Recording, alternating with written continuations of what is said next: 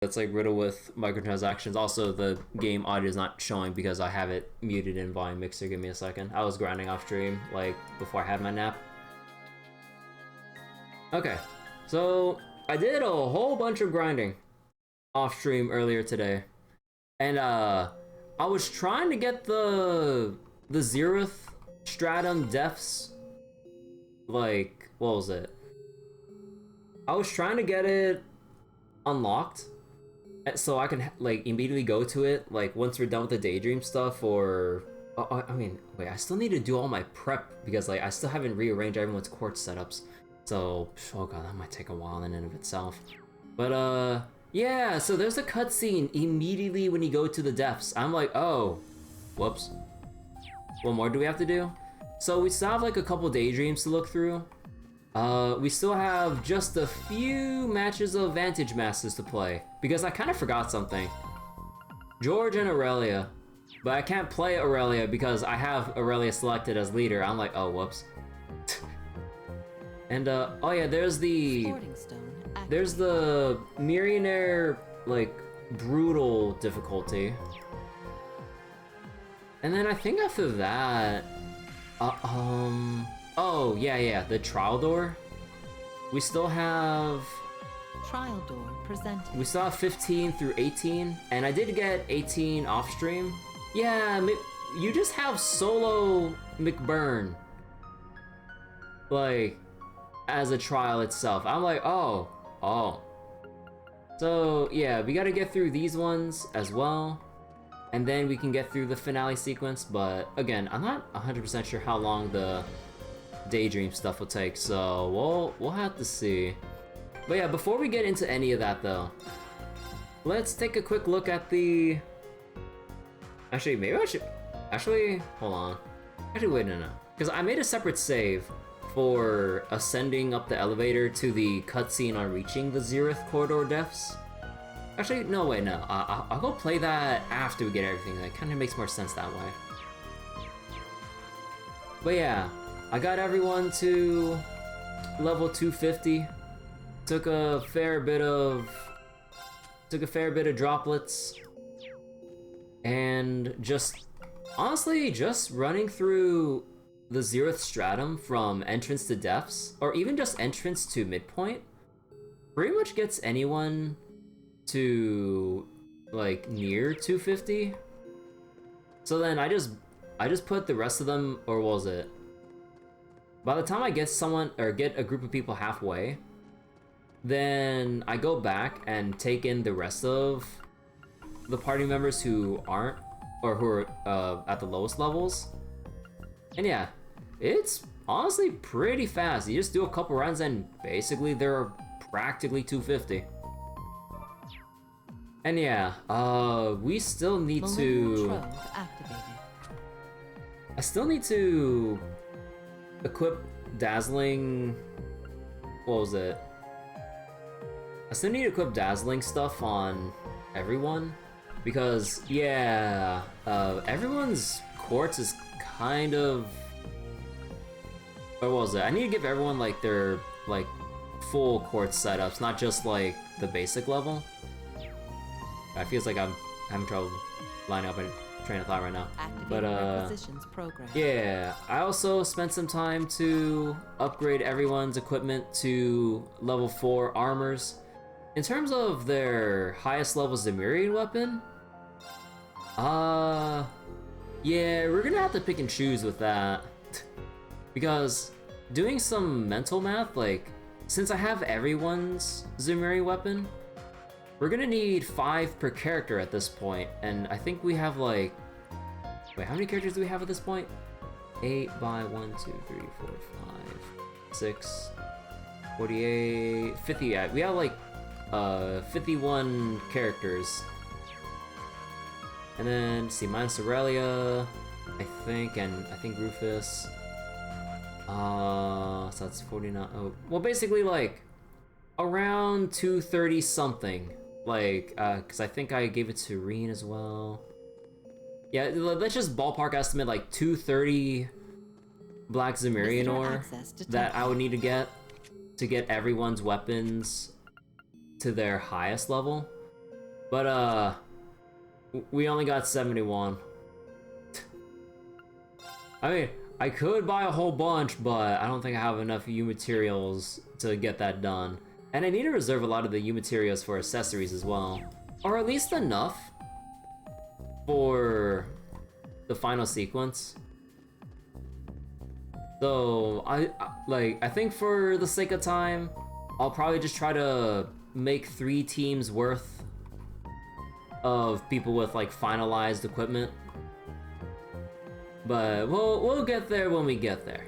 Okay, let's just get to the Daydreams first, and then we'll do everything else that needs to be done with Vantage Masters, the Millionaire thing, the trial door, and yeah, let's just see how long the Daydreams take. Lack of reminiscence. Because I did kind of start the stream late tonight because, again, cold weather and warm blankets are a very strong combination. So, sorry about that. But okay, let's go take a look. A look on the bright side.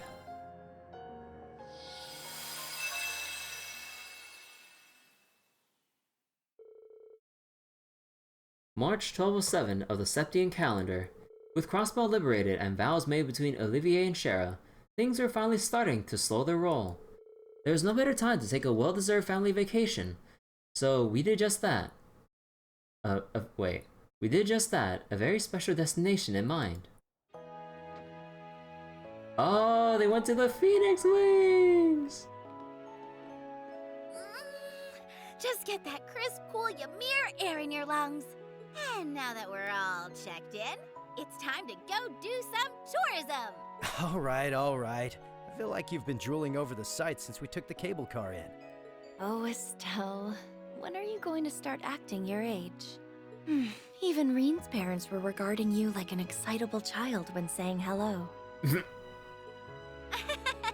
Sorry, I've just wanted to come here ever since you told us about it. And we couldn't skimp on our first family vacation with you as a bright. With how hard it is for Dad to find time these days, Adios knows when we'll get another. We gotta enjoy this to the max. How I wish that weren't the case. I hate how little time we get to spend together nowadays. In fact, I can't even remember when we had our last vacation together. And then when I've finally carved out the time for such a lovely occasion, I can't even ditch the uniform. We don't mind. If anything, we've got your work to thank for picking the vacation spot to pull this off. You going back and forth to Erebonia from home to discuss their army's future meant needing somewhere close to work. So? See? Everything worked out. They told you they probably wouldn't call you in anyway, right? So don't stress and take it easy. That's in the plan. I really hope you have a great time with us, Ren. Now, if you want to buy any presents for your classmates or anything, just say the word. Oh, really? Well, if you're sure. Is it just me, or do those two still seem kind of awkward around each other? I thought the same thing. They're still being a little distant with one another. We've spent so little time together since Ren was adopted. Probably still have some adjusting to do. Hopefully this vacation will give them a chance to bond.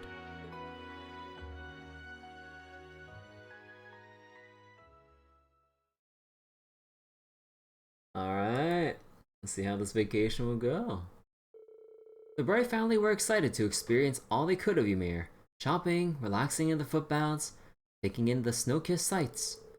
This eventually led them out into Ymir's valley edge, where they could see a mighty waterfall.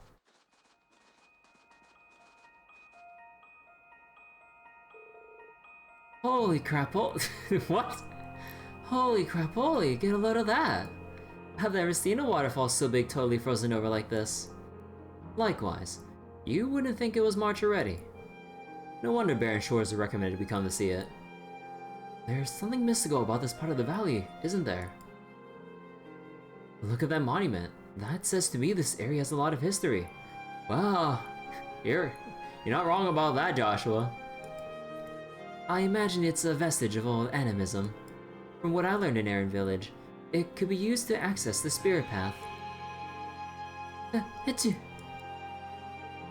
You okay there, Ren? You aren't the most dressed for the weather. Here, I'll lend you my jacket for a few. I'll be fine, thank you. The long walk up here kept me from getting too cold. I just need to move around a bit more. I'm sure I'll warm up in no time. Well, if you're sure. To be young again. I'm layered to high heaven and all my limbs are still going numb. Well, my metabolism is much better than yours. Snowball fight! Hey, talk about a cheap shot. I've been itching to get a good snowball fight going since I got here. Besides, I believe someone just said something about warming up through physical activity. I'm here in uniform today, so I can't play around too much. Or can't I? Uh-huh, so there is some fire in that belly. It's not as though anyone is around. I accept your challenge. You'll need a walker to get back to Ymir once I'm through with you. Prepare yourself for a snowdown throwdown. Look at these children throwing snowballs at each other.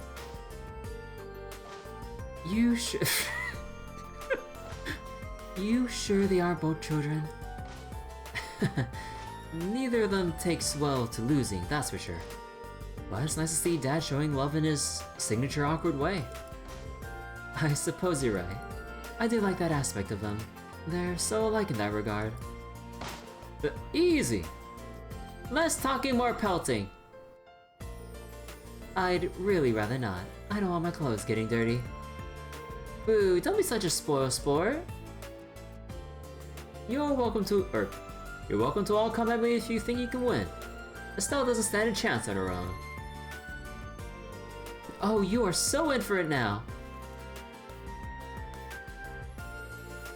We'll see who doesn't stand a chance once you get a mouthful of snow. Too slow.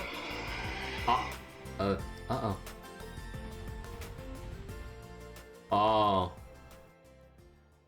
Oh, wait.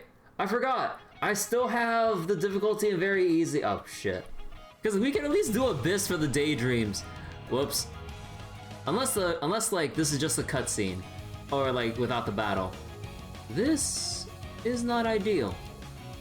Oopsie. Sorry about that, Mr. Boar. Honest mistake. I don't think he's going to accept your apology. I kinda started this, but we can't have him causing a scene here. Here we go again. See if you can subdue him, but don't hurt him more than necessary. I know. Okay, so it is just cutscene, okay. And what do you mean? We could have had playable Cassius. Nah, you were just standing back there. My, it sounds like you've had quite the day already. I can't believe you're able to tame that boar. That one's a relatively recent arrival on the mountain. He's quite aggressive, and always seems to be on edge. Oh, at first I thought that was a steak, but no, that's a cake with something sticking on top of it, right. That's the usual model for the cake. He started quite a few passers-by before this, so I was beginning to think something needed to be done. But I should never have introduced you to the place knowing such a danger was present. You have my deepest apologies. But please, also accept my heartfelt thanks on behalf of all Ymir for calming him. I am really grateful, or deeply grateful. Though perhaps I should have expected no less from the children of the legendary Brigadier General Cassius Bray. Oh, it was nothing, really. And seriously, please don't thank us. That poor boy never would have come over if I hadn't smacked him in the face with that snowball. All I did was calm him down and see to his wounds. Speaking of wounds, he clearly had a lot of them before our fight. If he really was a recent arrival to the area, it might have been a turf war with the other boars that put him on edge. Man. A giant deadly boar like that getting pushed away supposedly by other boars or whatever other dangers. Man, that is ominous. Hopefully he'll start being a little calmer now. I hope so. We'll keep an eye out either way. But please, do get started on your food. I wouldn't want it getting cold. Oh, thank you. You don't need to tell me twice. I'm starving. I'll say. I never thought the day would come when I would be able to drink with the famous Cassius Bright. I, who personally taught my son as a fellow 8 Leaves practitioner too. It's truly an honor to have you in our household. All I did was give him a gentle push in the right direction. It was his strength that let him achieve what he did. And while I might have a high rank in the army, I can't say the same for my position within my family. I spend so much of my time working, I barely have any time to spare for them. I can only imagine, being the head of an entire nation's army must come with no small number of hardships. On a related note, with the balance of power on the continent changing so significantly, there's so much I would like to discuss.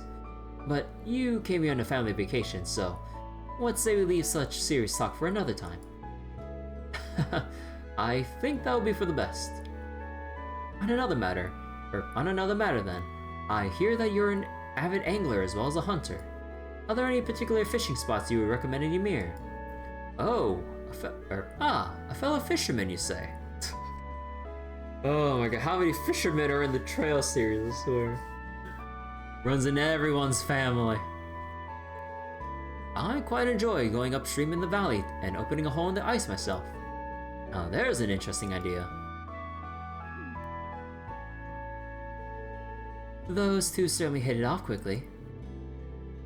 Roland may not have as much natural beauty as Ymir, but it still has its fair share.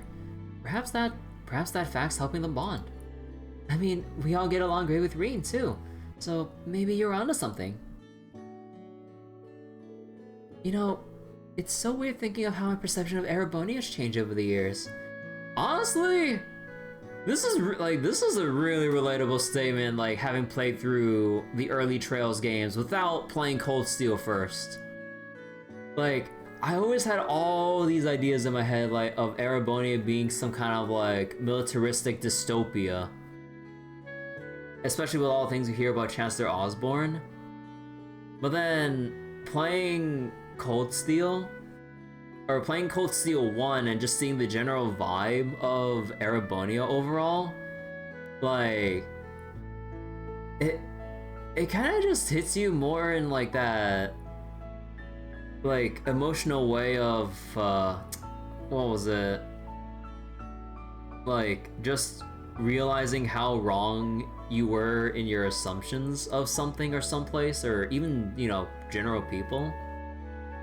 Because again, you know, we've only seen Erebonia through, you know, at this point, you know, figuring out Oliver, and then, like, seeing the Erebonia military roll up into Liberl under, you know, the whole, what was it, Orbital Shutdown Phenomena situation, hearing things about Chancellor Osborne through the, actually, what's the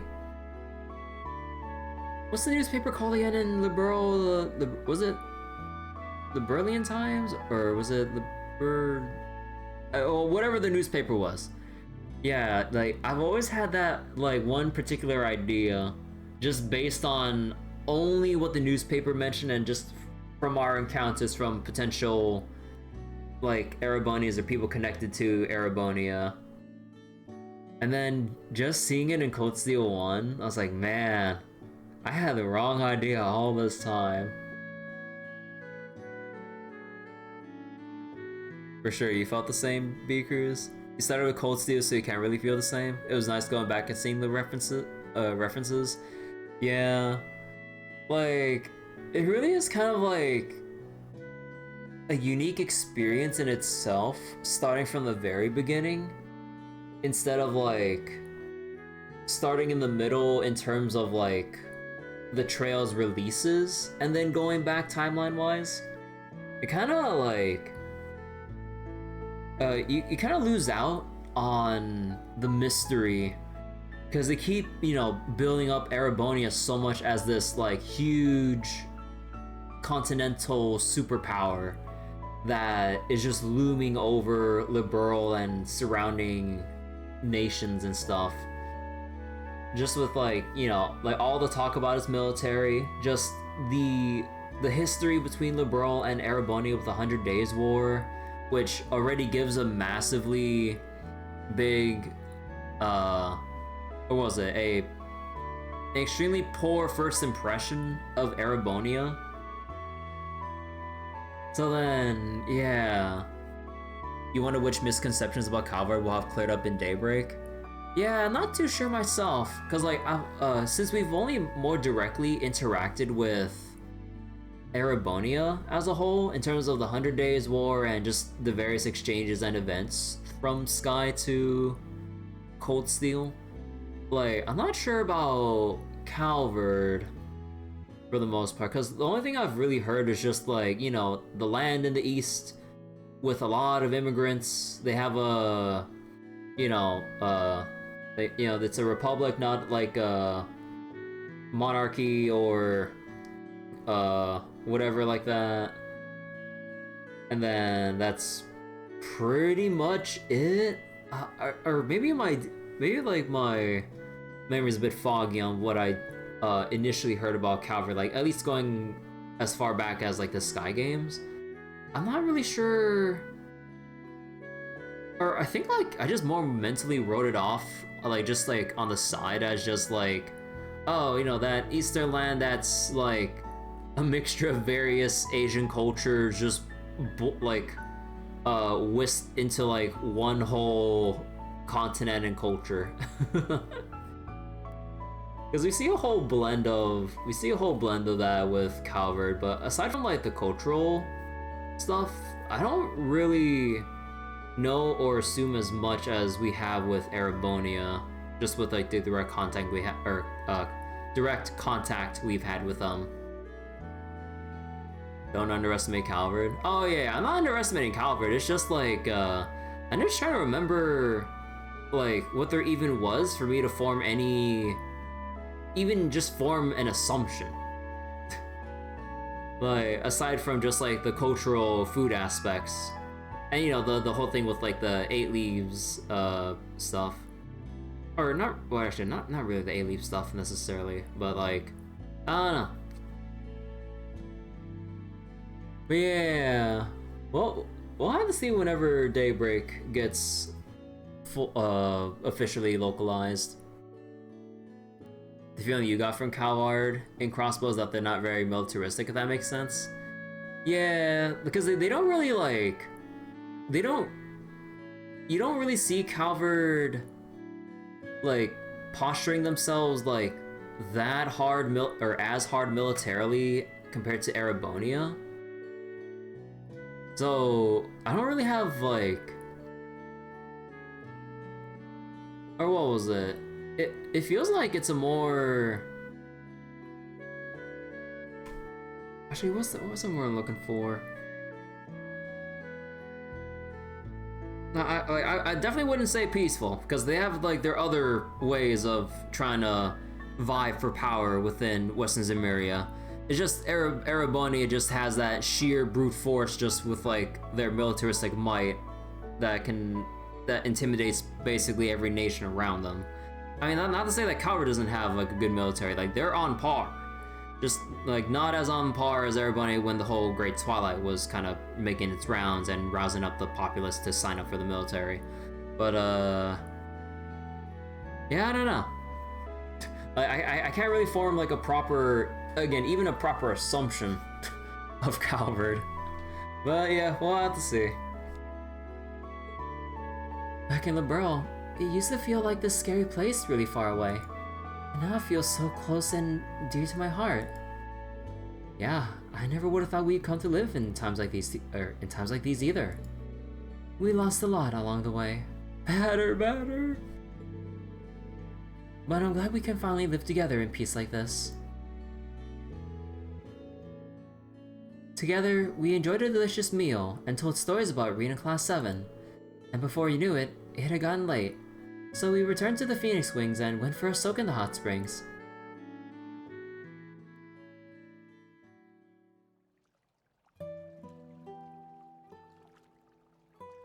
They have Joshua and Cassius on one side. I wonder if Estelle and Ren are on like the other side. I can feel the stiffness in my back and shoulders from all that work melting away. You've really been busy lately, huh? Although, I'm not surprised. Having to handle rebuilding after the war and matters relating to crossbow at the same time can't be easy.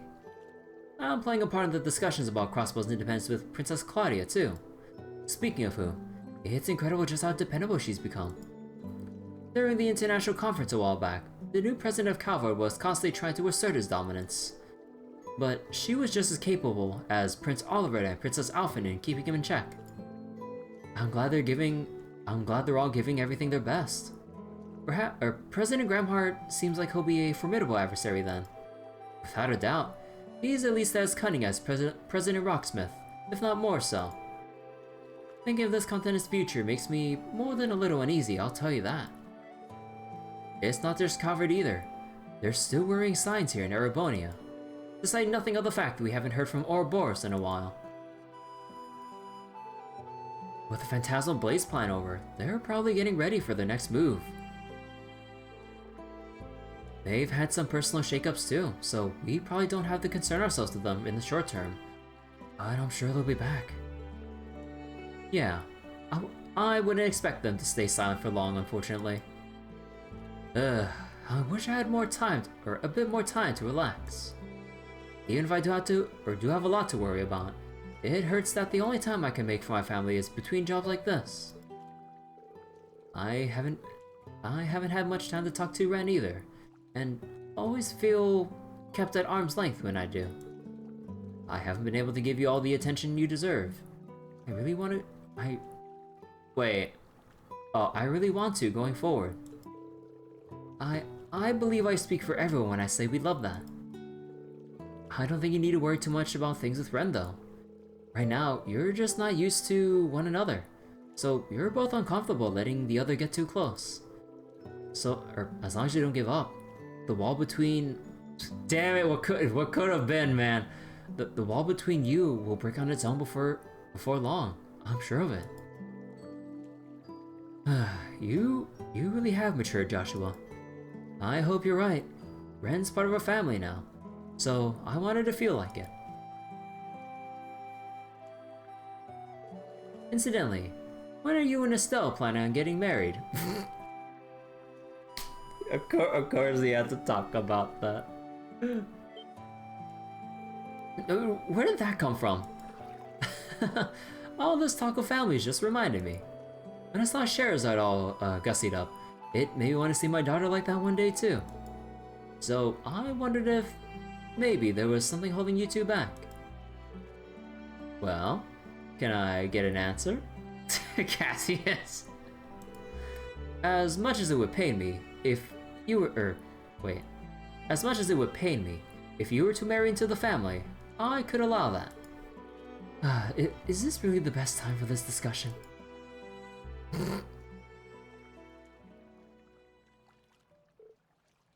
I guess they're just far enough away where they can't hear it. You just can't beat a good hot spring, not even with a stick. It's like my whole body's on an express flight to Relaxville. The scenery's so pretty too. I have got to bring Tita here one day. I see what you mean. The springs in Elmo and Erin were lovely too. But the way this spring incorporates elements of both Erebonian and Eastern culture really is something special. I'm so jealous you got to try the ones at Erin. I never got to go in the end. The idea of a little bath hidden in a hidden village is so dreamy. I'll have to get someone to take me one day. How about we go to Erin for our next family vacation then? That would be even harder to organize than this one was, but wouldn't it be nice if we could? What's up? Oh, it's nothing. It's just that the fact I'm on a family vacation at all hasn't fully sunk in yet. I think I finally understand why the Hayworths don't get bored of going to Michelin all the time. So that's what it was. Well, don't you worry, because the fun times we'll be having together are only just getting revved up. We got that meal with Harold's family to look forward to, haven't we? That's true. I'm going to have to tell them about you hitting that boar with a snowball. But please don't bring that up and embarrass me. I feel like people are finally starting to see me. I feel like people are finally starting to think of me as an adult, and that'll ruin it. It's so in character for you, though. By the way, you and Joshua are going to Crossbow soon, right? Does that have anything to do with the consulate's Erebony and Calvert plan to open there? Yeah, we were asked to escort the secretaries who will be working at them safely into Crossbow. It was a direct request from Ambassadors Cochrane and Cranog though. Or Cranog too. So we gotta do a good job of it. Oh, I see. It seems I'll be best acting on my own after all then. That message Grandpa Jorg managed to get to me, or Jorg has managed to get to me, has me rather concerned. You know, Ren, there's something I've been meaning to say to you. Oh, what will that be? I've known you for a long time now, so I know how special you are, and how much of a genius you are too. I doubt there's anything in this world you couldn't accomplish if you put your mind to it. I swear, you've shot up a few reach too. You've noticed, huh? I hope you're ready for me to become far prettier than you'll ever be. Oh my god. When are we gonna see time skip Ren? It pains me to let that go, but prettiness isn't the issue here. What I'm trying to say is, I know I don't need to worry about you too much, because you can take care of yourself. But please don't feel you need to handle all your problems on your own, okay? You're a little sister, and Joshua and I care a lot about you. Don't worry, I'm well aware. If I really need help, I'll let you know. I'm sure you wouldn't hesitate to come to my aid wherever you were. Naturally, I'm sure Dad feels the same way too. About that. What's going on here? Oh my god! What's going on here, gals? Can dear old Dad join in? The fact that they just like stood up. The fact that they just stood up like that looks so stupid. Oh my god. Oh, god damn it. Look who just showed up uninvited. Only a real bore would interrupt the two ladies having a private conversation. You might want to rethink your behavior before all the women of the world start hating you. Ah, my daughter's words are like daggers to my heart. Wait, what? Gunfire? Is that gunfire? It sounds like it's a little ways from the village. But it still calls for concern. We should go out and investigate.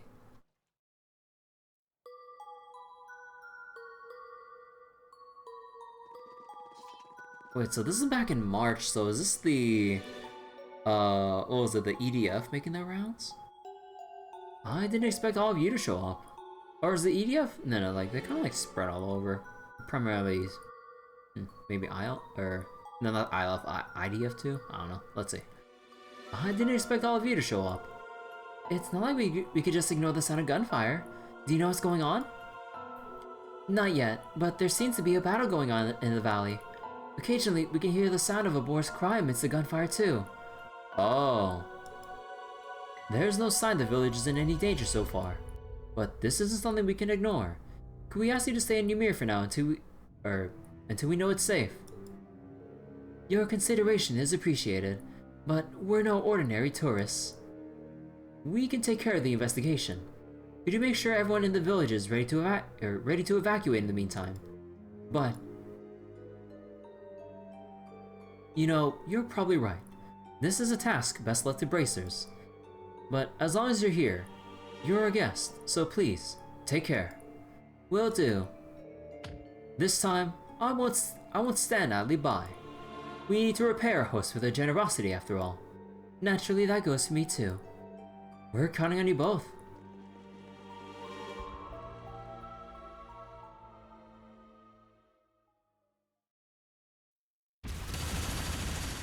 Oh my god, Gilbert!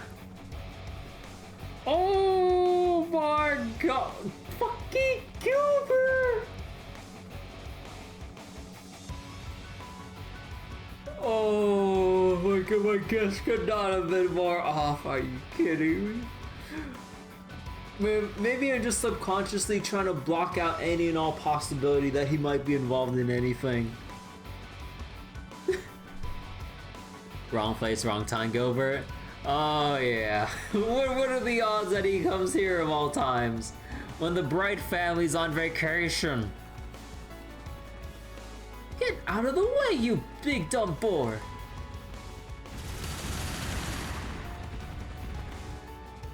Give me a break. You must know you can't hurt me by now. Just get lost. That's enough.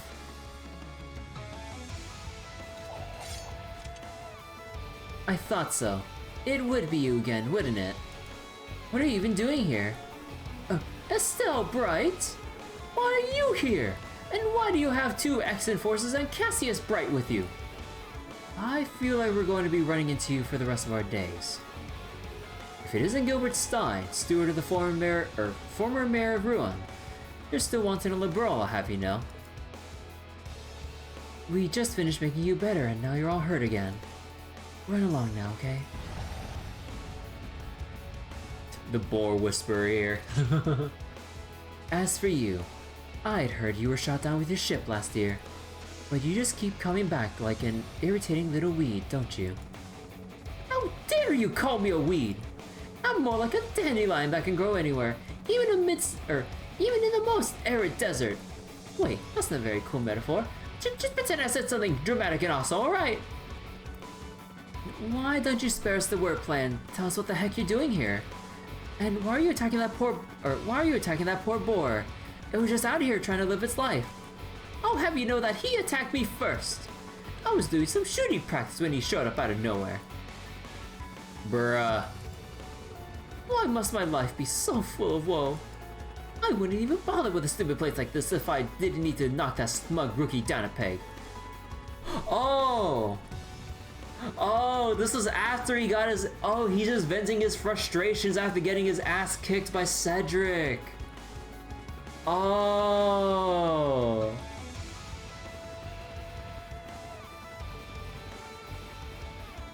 I don't even know what you're rambling about anymore. But this is a place of natural beauty. You can't use it for target practice. Wait, so that's why. Yeah, I imagine that boar was fighting to protect his territory. Oh yeah, cause the whole thing with Cedric was before the wedding. So yeah, it lines up. Anyway, you've done enough damage already. Surrender and come quietly, Gilbert. Why don't you get out of the machine so that we can talk? As if! There's no way I'm coming out! This is bad. I don't like my odds against two Extant Forces. Never mind Cassius Bright! Can I get out of this with my usual, pretending to beg for forgiveness act? No, they're not going to fall for that. Oh, why am I even worried? If that rampaging boar couldn't overcome my defenses, what chance do they have? Bro, the mental hurdles! This man is leaping right now! Oh my god! I think your power scaling is off, my dude! What do you mean? You're weaker than the boar. And I can fly. And if I beat Cassius Bright, Ouroboros would totally make me an enforcer on the spot. Ha ha ha ha ha! You just try and beat me.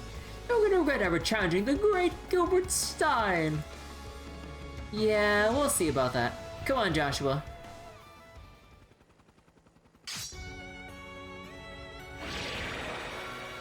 Is that a barrier?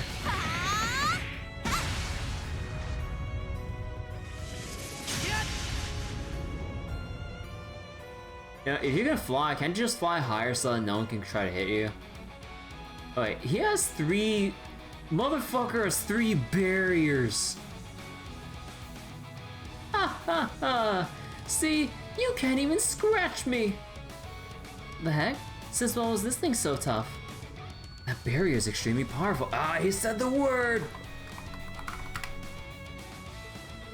All that time spent kissing Professor Novartis' ass paid off when he added this feature to my G Apache.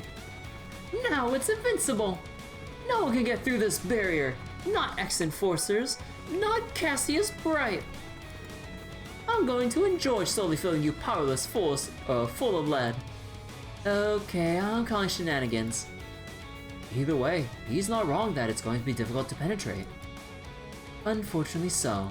A high-density barrier like that could even repel even a point-blank shot from a cannon.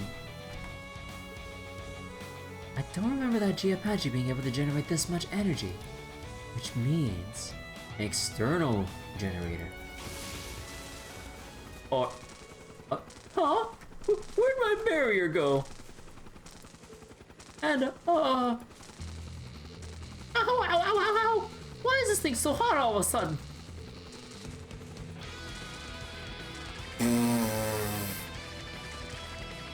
Orbital engine 278% over capacity. Activating self-destruct. What? I think it's going berserk. It's not gonna blow up, is it? I'm afraid it looks that way. That craft's orbital engine was never meant to power such a potent barrier. Could the professor's mind have been elsewhere when you begged him to add that? He did a very shoddy job. This can't be happening! We can't let it detonate on a snowy mountain like this. It could cause an avalanche. I'm with you there. We're gonna stop it from exploding so no harm comes to Ymir. Oh, Cassius? Leave this to me. Oh, shit. I'll launch our craft high into the air so it can explode somewhere safer. Bro, imagine being that much of a Giga Chad. You just swing at the Apache just like a baseball and just send it off. Can you even do that? That won't be easy even for you, surely. Huh, this is nothing, but I'll need time to gather the energy for it. It's going to be a gamble whether I can direct it somewhere it can explode safely, but I'm sure I can pull it off. It's times like these when I gotta be a daddy you can be proud of. We believe in you. I'm not opposed to a gamble, but I can help make your odds a little better. While I'm helping buy time, I'll use the valley's terrain and climate to calculate the safest place for it to detonate. Perfect. I'm counting on you then. Oh, now we get voice acting. Can you two help her buy time? Yeah, because I was totally gonna sit here making snow angels. Alright, let's do this, guys. Right behind you. Let us begin. Watch yourself. This will be tough. Well, it's not like I can do this on Abyss mode anymore, so whoops.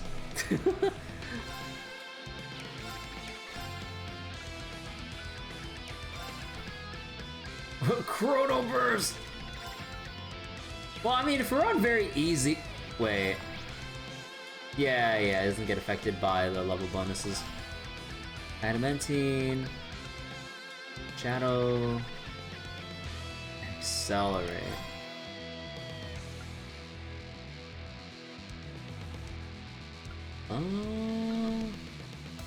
Stealth with 2 I mean, you get the crit. You're finished. Yeah. Oh my god. It's so easy. I mean, we can just do this, I'm pretty sure.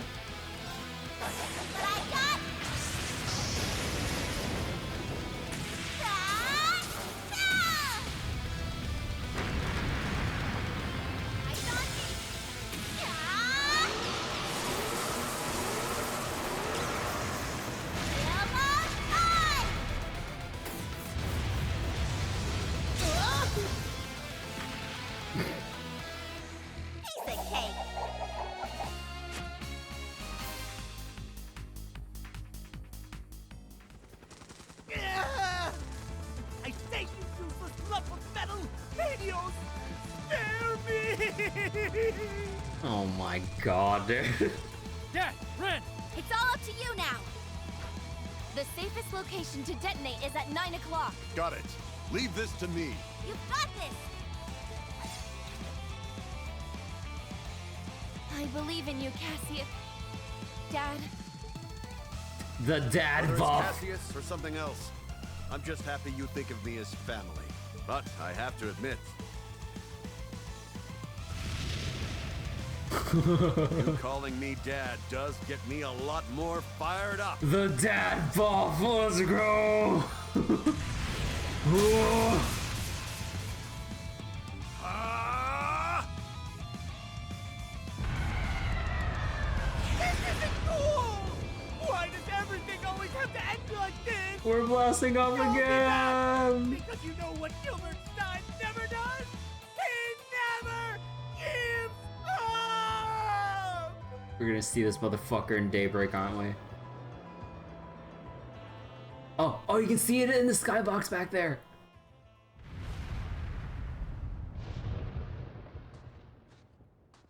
Wow, you really blasted his ass right out of here. With no sign of an avalanche either. I knew you could do it, Dad. You can be pretty cool. Sometimes. Wow. Whew. Well, I could have done that in my sleep. But I owe most of it to Ren, really.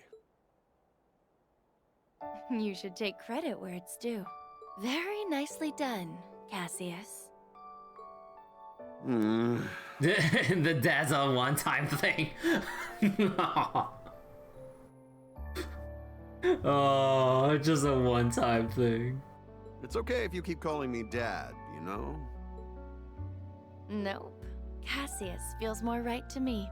Man, Ren really does give off vibes of, like, Megan from Drake and Josh. Like how Megan always keeps calling her dad Walter instead.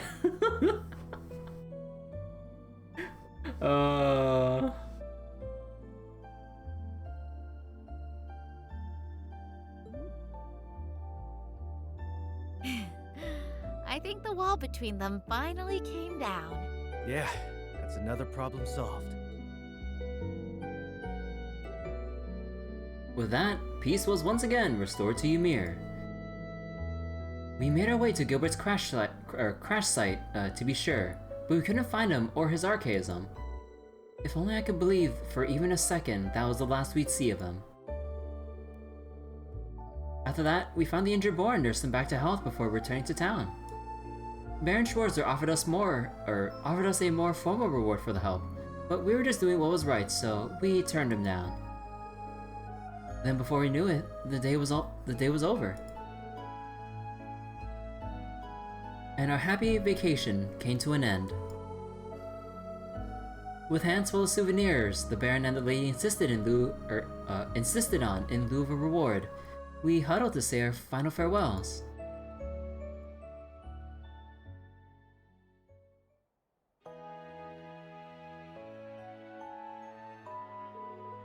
Thank you both so much. We had so much fun here. I'm really sad to have to say goodbye. Please, after all you've done, we should be throwing you a parade. You were supposed to be on vacation, and yet you still did so much to help us. I don't feel as though we gave you the welcome you truly deserved, given all that you've done for our son. Not at all. You were extremely gracious hosts. From my family to yours, we're incredibly grateful you allowed us to take such a wonderful vacation. Yeah, if anything, we like a little excitement in our lives. I can say for certain that we were never bored. And it was our pleasure to get help, and it was our pleasure to get to help Reen's hometown. We've made some great memories here too. I'm delighted you all feel that way. You are welcome to return anytime you please. We'll have springs and food waiting for you. You mean it? And we'll have to bring all our friends next time. Thank you again for everything. Please give our regards to our Ashen friend and his sister too.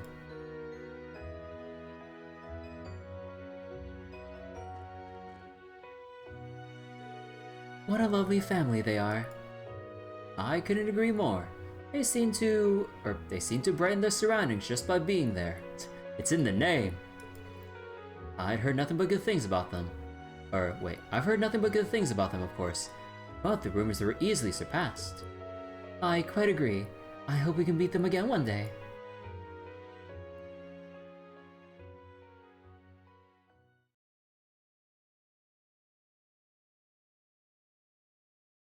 Alright. 10,000 Mira! True Tamamo Gem? That's it? Oh, that's how you get their towels. Oh my god. Oh, now we get the entries here. Actually, any other ones we didn't see yet? Oh yeah. Hold on, I guess I didn't read this one for Lloyd. Let's see, possible future. Lloyd recounts his experiences with the Azure Tree, realizing this other Reen may in fact be the result of another, or of a possible alternate future. Man, I'm like really backlogged on some of the updates here. Stay well. Reen faces his other self through the subconscious. Though they desire to assimilate, Reen, knowing the harm of his sacrifices, rejects this wholeheartedly. And Crow Ordine. Zoa Gilstein's influence turns Crow's turfing X into a concentrated point that Ordine can tether himself to. Okay. And Rufus, you're not alone. Rufus stays behind within the Retributor Tower in order to destroy it, not yet realizing his comrades are rushing back in desperately to save him. And Lapis, a prayer. After Lapis regains control of Elysium, she chooses to delete it and prays that humanity will know how to use it once redeveloped in a brighter future.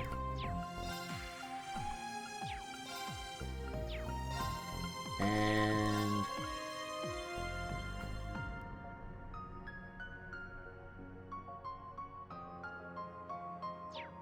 wait, Ren. Oh wait. Oh, did the rest of this like just come up like because of the Daydream? Oh, I think that's what's going on. Oh wait, wait. Oh, wait, it's in the separate slot. Wait, I was like, wait. Okay, that's confusing.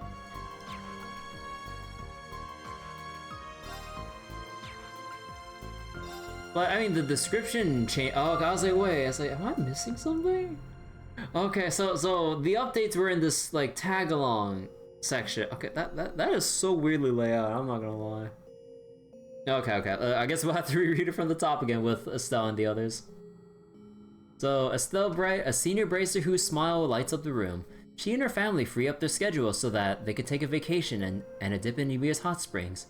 And my little sister, knowing Ren's tendency to internalize struggles and act alone, Estelle expresses concern while also hoping she can be a shoulder to lean on. And Joshua Bright, he's back. Oh my god.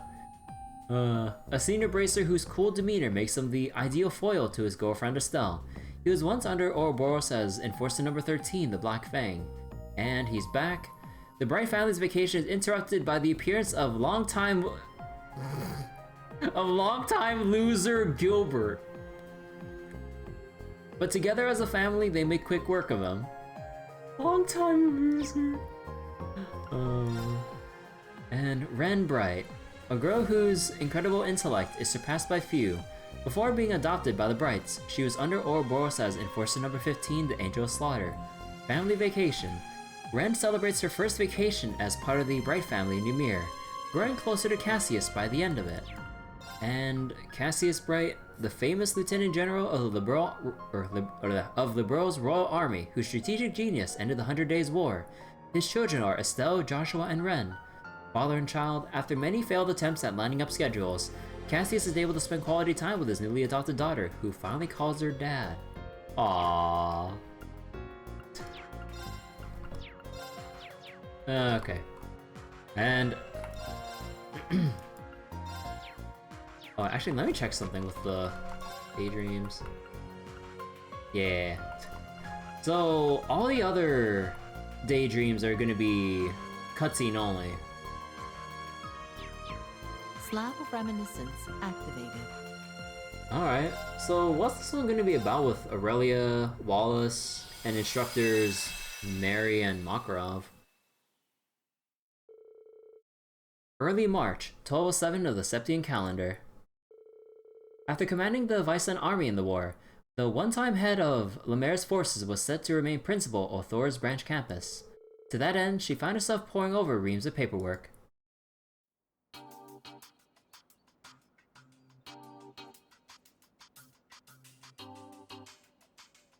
Alright, that means we can see her glasses again. intentionally nerfing her eyesight. Yeah!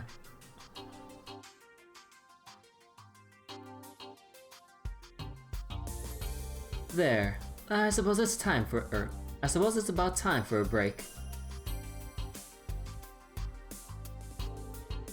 When I first took this position, I never thought I'd stick with it. But thinking about the changing landscape of the continent, there's great significance behind staying here.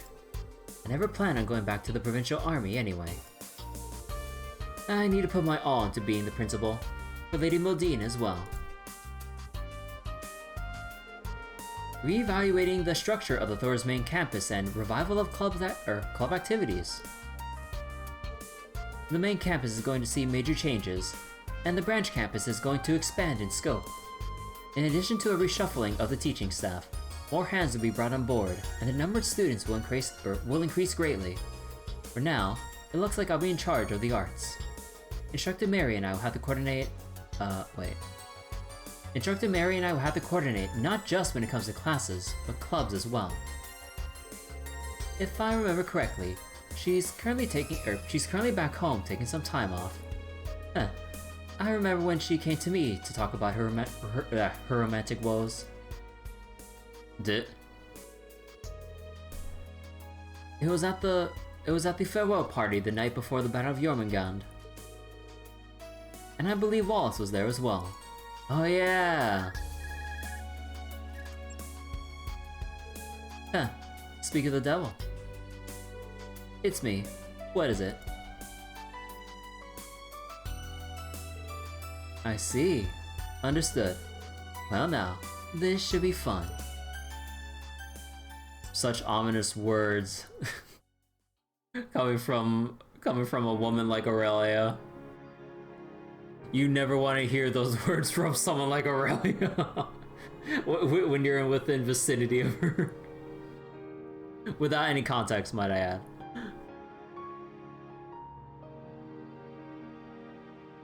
You can just feel like the imminent danger, even if it might not involve you. There you are, Mary. I'm sorry for asking you here during such a busy time of the school year. I even caused you to use up some of your valuable vacation time. It's perfectly alright. I managed to finish everything I needed to do. I'm thankful for the opportunity to take a break and come home for once. So, what is it you wanted to speak with me about, Father? Well, you see, I'm happy that your career is going so well. However... Oh, Baccarat. I suppose there's no sense beating around the bush. What exactly is the status of your relationship with that man? Do you mean Makarov? Yes, him! That scruffy-looking commoner with no sense for the fine arts. I learned you two had been seeing each other for over a year, the night before the Great War started. It was still just a phone call, but I could tell from speaking with him that night that he's a strong-willed sort of man. He's even Professor Schmidt's second disciple. However, what exactly has he done in the half year since? He's still yet to give you a formal proposal or buy you a ring. Yes, but I thought you accepted his explanation when we came to visit. You mean after the war? To be frank, Professor Schmidt still has yet to recognize any of the results I produced thus far. Until that happens, I feel as though I won't feel as though I've earned my keep as a professional researcher. Once I've accomplished that, then and only then will I be ready to settle down with Mary. So please, I ask that you remain patient for a little while longer. I just need a bit more time. Oh, and then that led into Project Turfing. Ah.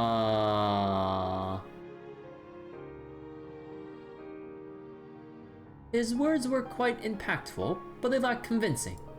To make matters worse, I haven't heard a single word from him since. Just what are these results he spoke of? Isn't he an instructor first and foremost like yourself? I assure you, he has his reasons. Even if you of all people find that hard to believe. Enough. I'd rather move on from discussing him. I summoned you here today to talk about something else entirely. You have a marriage interview coming soon, Mary. Bruh. Pardon? What in the world are you talking about? I respect the feelings you hold for that man. However, I can tell how unsatisfied his hesitancy has left you. You say he has his reasons, but not even you understand what results he's searching for, do you? No, not specifically. But he still has my support regardless. That may be, but I can't simply stand by and let you wallow in suspense like this. As for this interview, someone very respected was willing to arrange this meeting. It would reflect poorly on our house should you refuse to go through with it now. It's scheduled for tomorrow. I can expect you to be there, yes? This is all so sudden. You've put me into a position where I can't refuse. Let me be clear.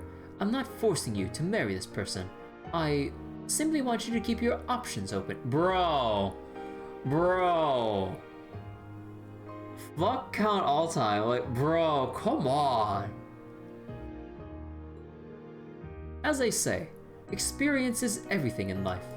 As for who the suitor is, I'll leave that a surprise. His character is even higher than his social standing, I assure you. That is all. I suggest you get a good night's rest ahead of tomorrow. Father, we're not done talking. I said, that is all. Fine. Please excuse me.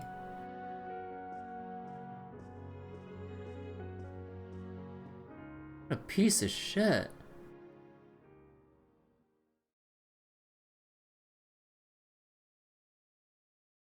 That night.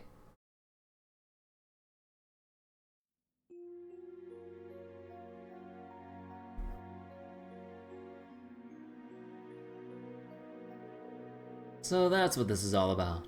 It's my fault that has come to this. Please don't blame yourself. I'll be fine. My father said he wasn't going to force anything on me, so I should still respect he should still respect my decision. Really? Well, that's a relief at least. So, does that mean you're at least a little concerned about losing me? A little? More like in an absolute panic. Still, you wouldn't have to go through this if I were just a little more reliable. That's not how I see you at all. You're working as hard as you can. That's something to be admired. No, getting those results for the old man is just a matter of pride. I'm not gonna be the man I ought to be until the job is done. They say I'm that stubborn old goat's second disciple, but I left the institute without presenting a capstone project. Just look at everything George and Tita have already accomplished at their ages. Better them. I'm pathetic. Makarov. So, would you happen to be at the branch campus's research building again today? Yeah, I know Keep is here, and that makes for the perfect testing ground. The main campus is no slouch, but this is sort of the professor's home turf. I suppose it would be. I take the details of your project are still confidential then. Yeah, sorry about that. It's all gotta stay under wraps until it's complete.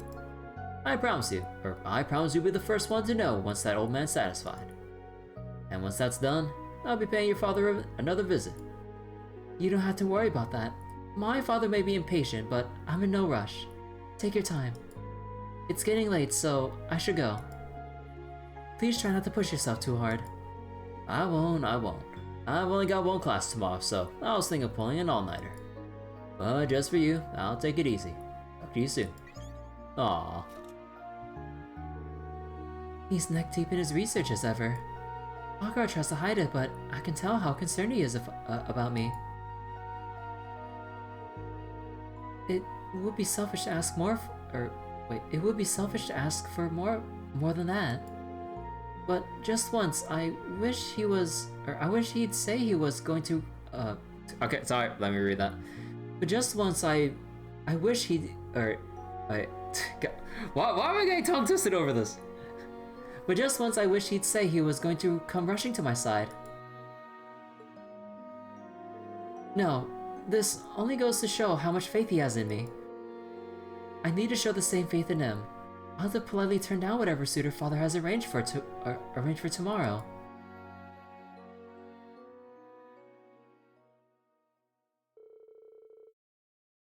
And so the day of the arranged marriage meeting arrived.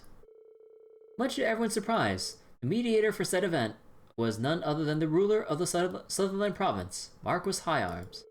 However, the arranged partner Mary was, the arranged partner Mary was to meet came as an even greater surprise. Oh no, don't tell me it's gonna be awkward as hell. Okay. Who could it possibly be? Someone of good social standing, but even greater character.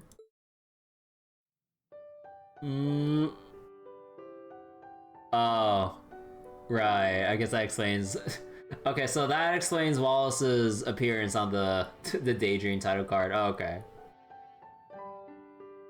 Brigadier General Wallace? Oh, excuse me. You were recently promoted to Major General, as I recall. That's fine. I wouldn't expect you to call me by my rank anyway. I believe the last time we saw each other was the evening before the Great War. Yes, I believe so. It's good to see you again. But there hasn't been some sort of mistake, has there?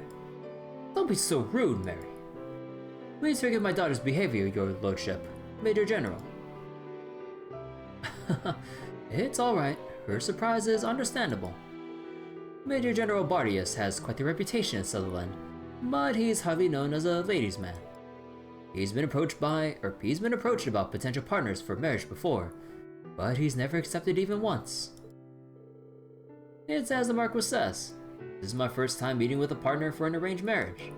That's because I had never felt anything toward a potential suitress until now.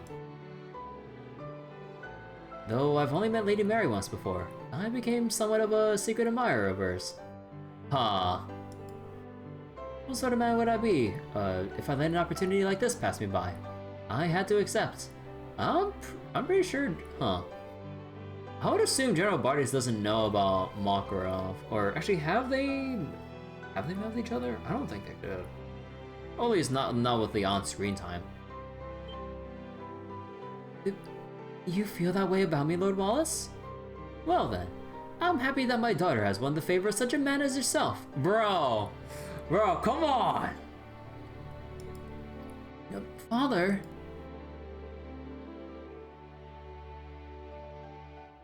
I recall speaking with Lord Wallace and... Oh, I guess like...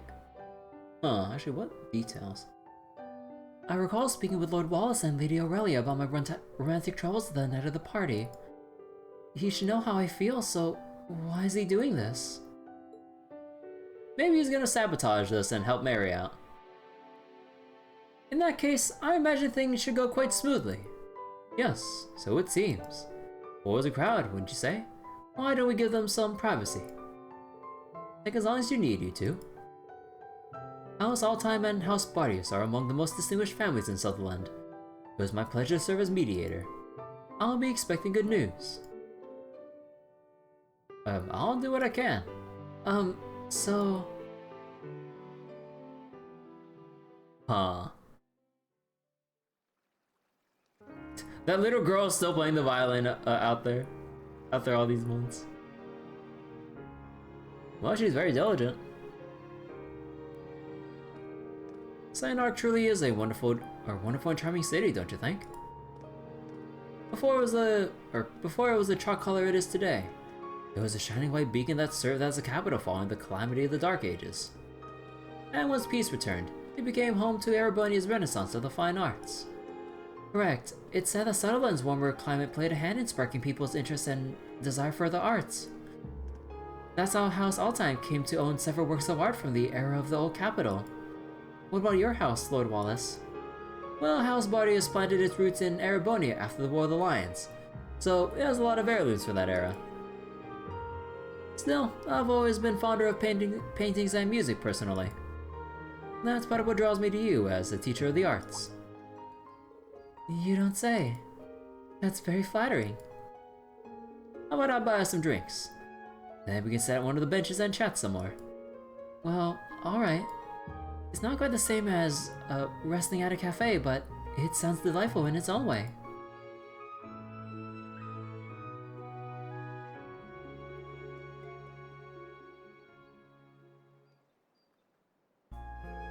Huh. I never thought of it that way. It's just my own personal interpretation. That said, I didn't take you for the type to have such a deep knowledge of the arts. I'm truly impressed. Maybe so, but I could never compare to you. Your wisdom of the field goes far beyond your years as an instructor. Please, you flatter me. I had to admit that I didn't expect to have such a lively conversation with you about the arts.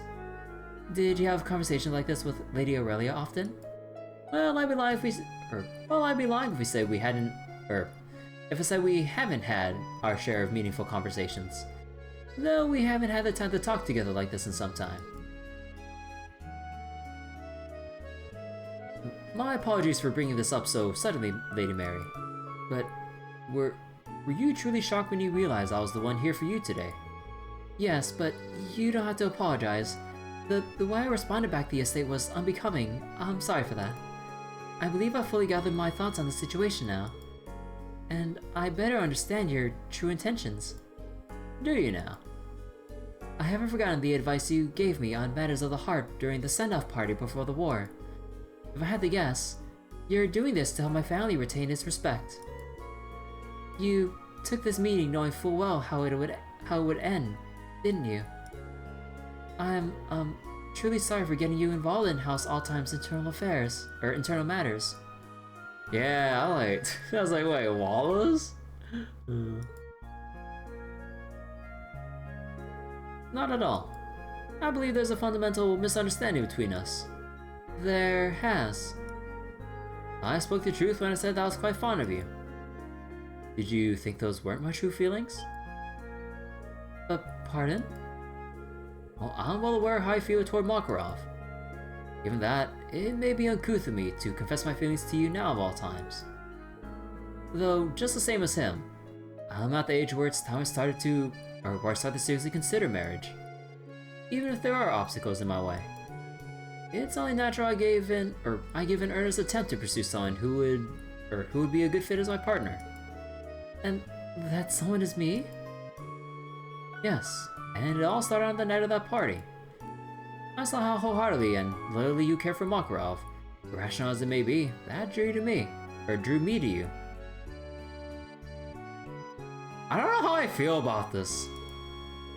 So much so that I quietly grew to resent him for making you wait like you have. I couldn't help but think that I would never treat you that way. I'm aware that confessing these feelings now would only increase the burden that's weighing on you. But I couldn't simply give up. I'm a stubborn man who let his pride get in the way. I'm sorry, Lady Mary. I can only imagine how confusing this must be for you. Nevertheless, I want you to understand that my feelings are genuine. Is he serious? But you still don't believe me. Then there's somewhere I'd like to have you accompany me. Would you do the honor?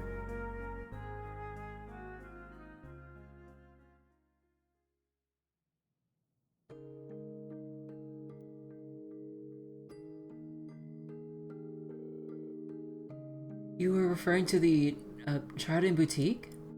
But why here? Because there's something I'd like to get for you. If that's alright. Consider it a testament to just how sincere my feelings are. I don't know what to say to that. I can't possibly reciprocate. Even if your feelings are sincere, Makarov is the one As I said, I'm well aware that what I'm doing is rather unrefined and possibly even unreasonable. Two guys pursuing the same girl. And there's also like a similar deal, sort of kinda like during Trails in the Sky with Estelle and Chloe between Joshua. And then we finally kind of saw that resolution between Chloe and Joshua in Sky the Third.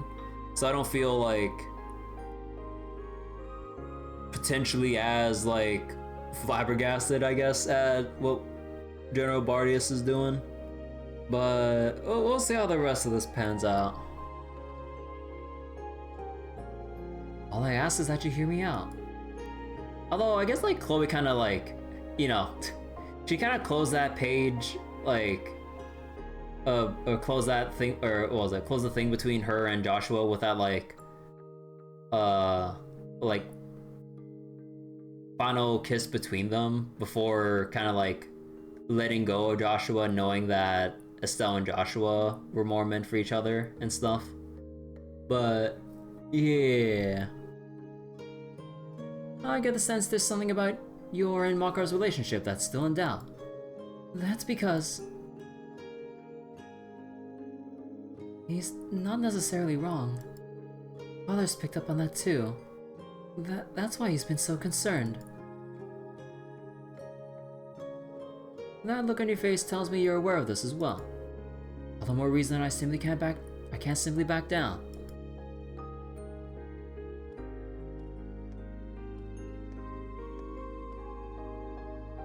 What's this? I know a ring would be a bit too sudden, but I hope you can accept this. Wallace presented Mary with a stunning corsage. Is this a Marguerite corsage? That's right. In the language of flowers, the Marguerite means true love. It represents my feelings toward you. True love. I also ask that you consider social standing as two people that both come from noble houses. I'm only the son of a baron, but I do have an accomplished military career under me. That seems to be enough to satisfy Count Altheim. And as a man, I'm confident that I can make you happy. Given the direction things have gone since the war, I suspect the next era will be a trying one for the nobility. Our house could support one another, through it, if we were together. I suppose that's true. That's alright. I'm not asking for an immediate answer. My only hope for today was for us to get to know each other better. I know how unreasonable it would be to expect an answer so soon. So I think we should end things here. I'll come for your answer tomorrow. I hope you think carefully about who the best partner for you is, or for you really is. Well then, I'll take my leave for now. I'll be looking forward to the good news. Oh.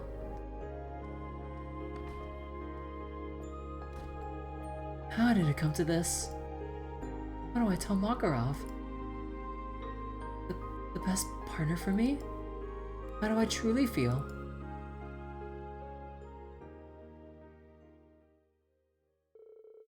And so the following day.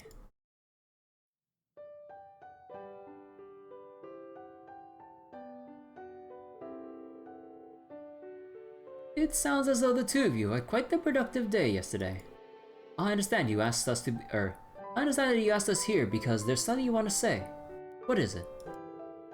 Could it be that you've agreed to accept the Major General as a suitor? I'm ready for your answer if you are, Lady Mary. Very well. I spent all last night giving serious consideration to my response. While incredibly flattered and grateful for your feelings, Lord Wallace, I'm afraid I cannot return them. Are you certain? Oh dear. Might I ask why? It's rather simple. Because I'm in love with Makarov. Are you really? Yes. Please forgive me for being rude. But you're sure that love is real? Of course I am. In that case, could I ask you to explain your feelings to us? I need to hear ample reason why I could never win your heart the way he has. Well, you see, Mint is very pushy. Well, if I'm being honest, I don't know how to explain it myself. Would studying how Makarov and I first met suffice? Oh boy. So the core of everyone's issues here, Mint. That one girl caused all this.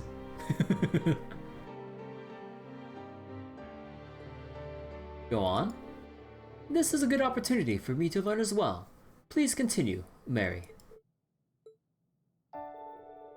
I was still a naive, sheltered girl when I was first hired by Thors. I didn't know whether I was cut out for teaching.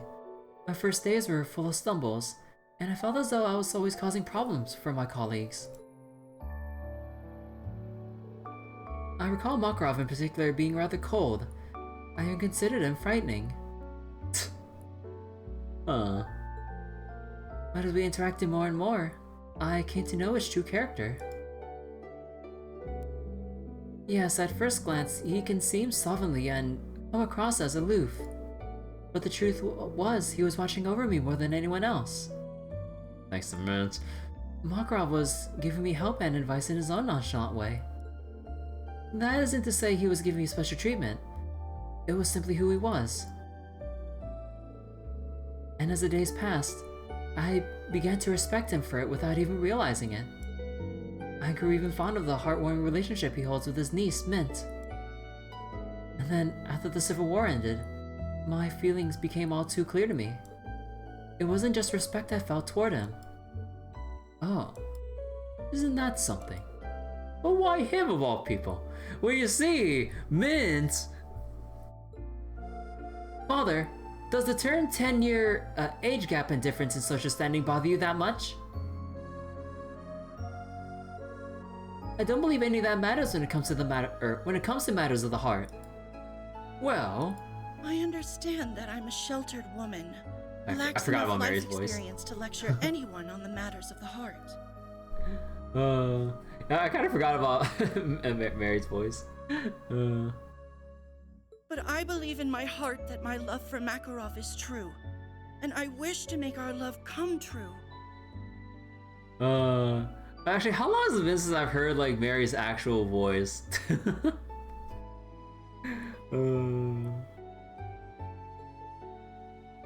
Wait, let me read that again. And so, I must apologize. Perhaps it would be better if we forgot this arrangement was ever proposed. So that's how it is. I see how deep your feelings for Makarov run now. Then, does that mean you... You feel that strongly about him, Mary? Wait, was it back in Cold Steel 3 since we heard Mary? I thought maybe Cold Steel 4, right? Was that the branch campus with the Zauber Solats? Or was that Voiceless?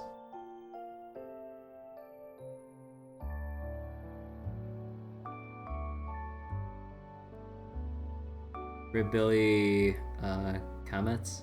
They're doing this in the Japanese release. Knowing Billy wouldn't come back to this with her. How could any of us deny it after hearing all that? I would urge you not to be so hasty, Lady Mary. Oh. That voice, is it? Hey, I was wondering where you were. Please pardon my intrusion, Lord High Arms and Count Alltime. I understand an arranged marriage is being discussed today. It was only right for me to drop what I was doing and come straight here. Whatever do you mean?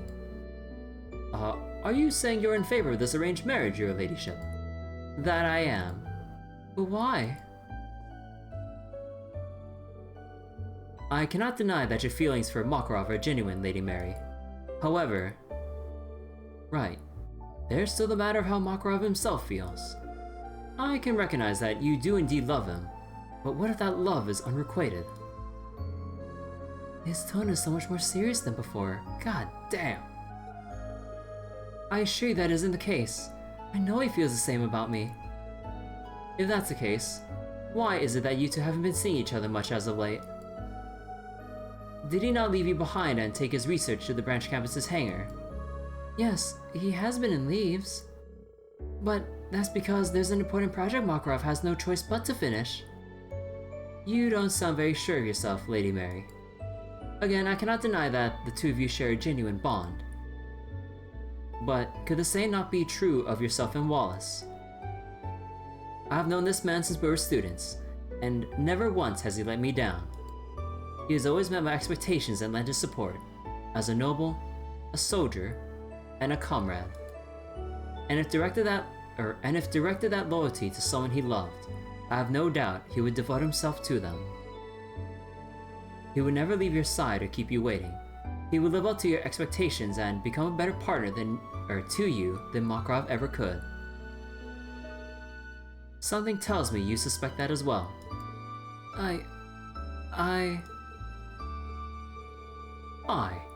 Even Count Le Guin recognizes what kind of a man the Major General is. Mary, I understand how sincere your feelings are. All I want for you is to choose a partner who will prioritize your happiness above all else. That is my only wish as your father. I know, Father, but I can't possibly change how I feel so easily. What can I say to them? Makarov, Now hold your horses. Hey, there we go. The mint is here. If anybody's gonna be by Mary's side, it should be me.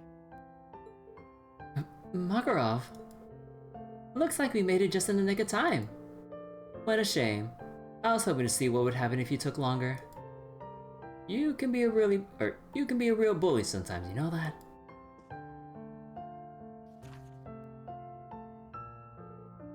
What are these? Well, well. Looks splendid. Is this a machine I've been hearing so much about? The new soul that you've been developing with the aid of Schwarzer and the others. Is it finished? Yeah. I even got Professor Schmidt to acknowledge it as my capstone project. It'll still be a while before it's announced to the public, so keep this a secret. But now that it's done, there's nothing stopping me from standing by your side. I'm finally a man worthy of you. Oh, Makarov. Worthy, huh? A little ironic, wouldn't you say? Your project is what kept her waiting and led you to interrupting an arranged marriage proposal in the first place. I'm not going to make any excuses. What I do know is that I could never call myself a man call myself a man again if I didn't stop what was happening.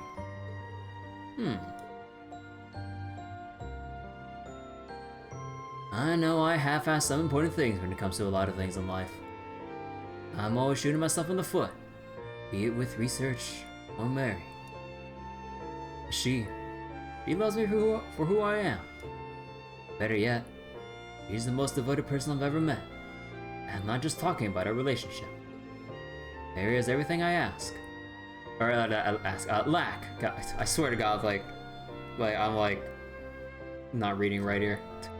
She's the other half I've been missing. She's also the most beautiful and charming woman I've ever met. Oh goodness, And all that scared me. I doubted myself. I may be older than her, but I'm hardly any more experienced when it comes to love and all that. Do I even deserve to be with her? More importantly, can I truly make her happy? When I heard about the suitor business, for a brief moment, I thought it was for the best. I simply lacked confidence in myself. Deep down, I knew that producing results with my research was only an excuse. But now I have what it takes to harden my resolve. I'm not going to deceive Mary or myself anymore. I'm sorry, Major General, but I'm not letting you or anyone else have her. I don't care about our difference in social standing, how decorated you are, or if you're better suited for her than I am. Nothing's going to change how I feel about her. Makarov, you tell him. Well, when you put it like that, you feel that strongly about Lady Mary, then I humbly concede. That look in your eye tells me everything I need to know. I won't stand in your way. It was a very heartfelt speech. But are you sure this is what you want, Mary? I am, Father. Huh. Oh my, that's all well and good, but I do believe everyone gathered today to see a marriage be arranged. You wouldn't want to disappoint them. If you're so resolved, then why don't we make it official? What? Yeah, Makarov, you did get a ring or something, right?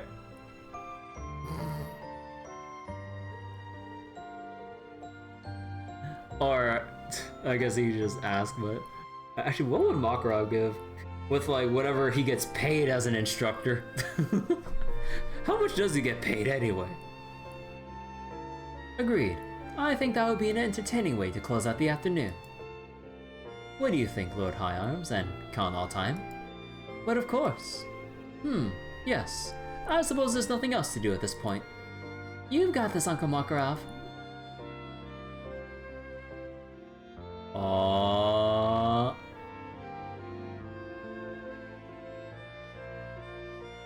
I'm not a perfect man. I'm still immature in a lot of ways, and I know I can be a handful at times. But I know there's nothing we can't beat, so long as we hold on to the love we have for one another.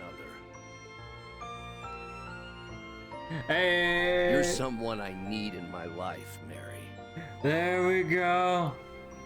So, please, will you marry me? Oh, Makarov. Of course I will. Nothing would make me happier.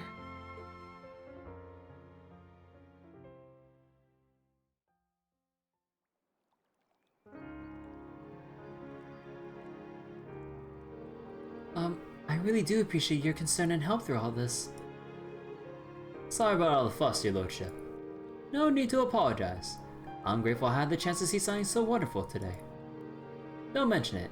Something tells me things would have worked out between you two, even without the theatrics.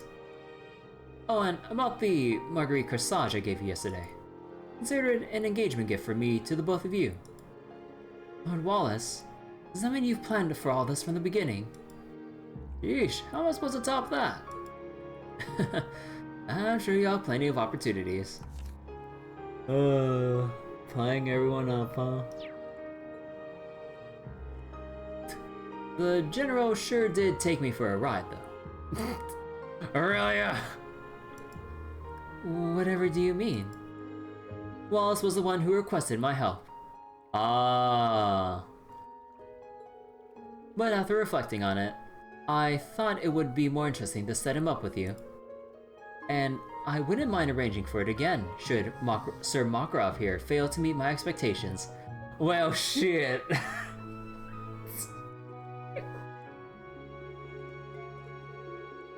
I'll pass on incurring that wrath, thanks. You really are something else, you know that? He's doomed. Dude. Are you supposed to compete against Aurelia arranging shit against you? Pardon me if I'm being too presumptuous, Wallace. Who meets HR expectations? But perhaps it's time for you to take a step forward as well. Huh. You got me there. Aw.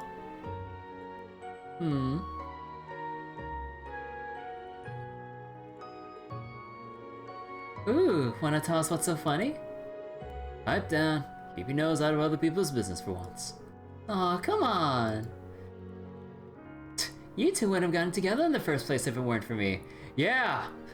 Yeah. We know that firsthand for having to help you out with Reen. Oh wait, who meets her expectations? I was like HR. I was like HR? She's not wrong.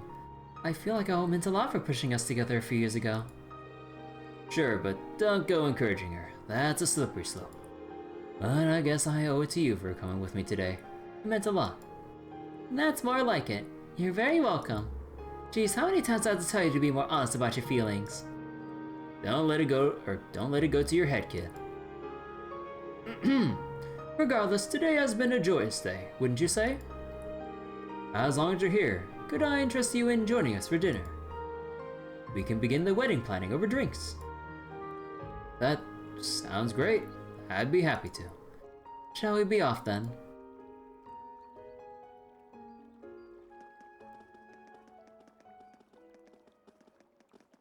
And then there were two.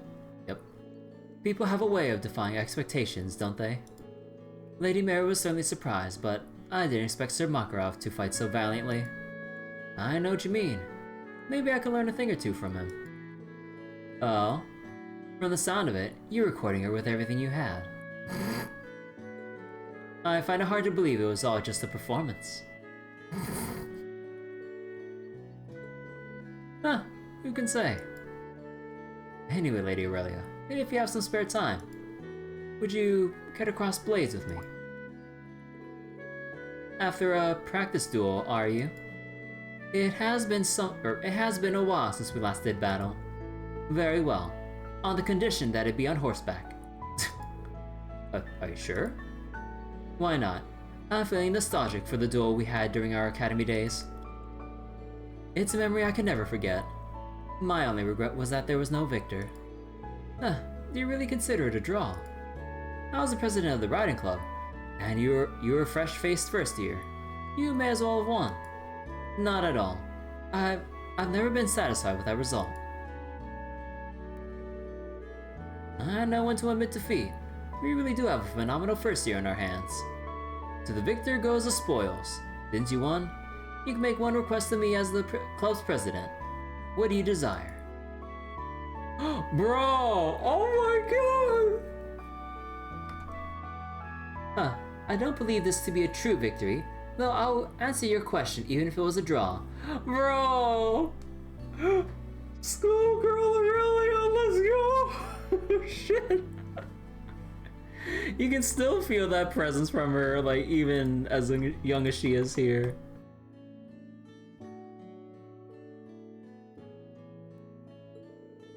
My goal is to demonstrate the potential of the sword, and to do so, I'm to become the commander-in-chief of the world itself. Holy shit. Should Adios allow that to pass, then my wish is for you to support me as my right-hand man. That day really takes me back. Teenage days, bruh.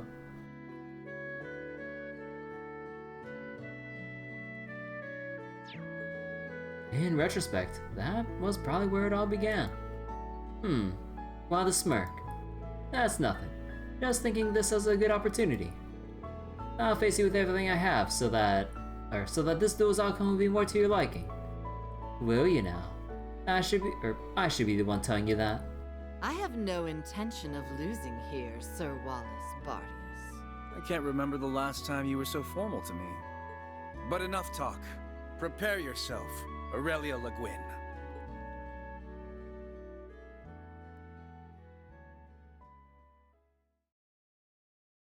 Huh. True Stormbell.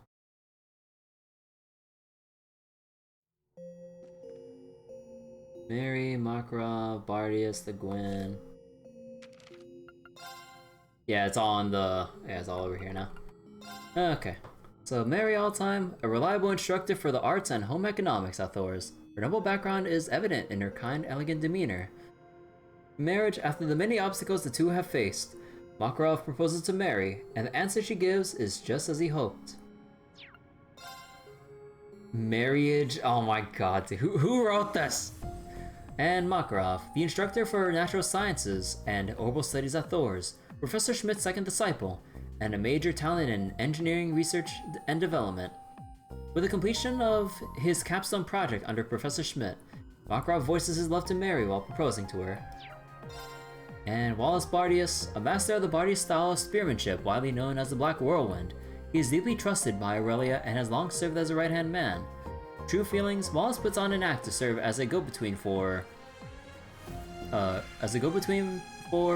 Mary and Makarov, but even also gives him time to look into his own heart.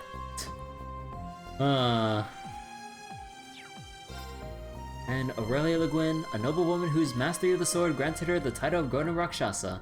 Upon the war's end, she resumes being principal of the branch campus. Old classmates Aurelia and Wallace spar against one another upon her request. It reminds her of their days as junior and senior in school, a time she remembers fondly.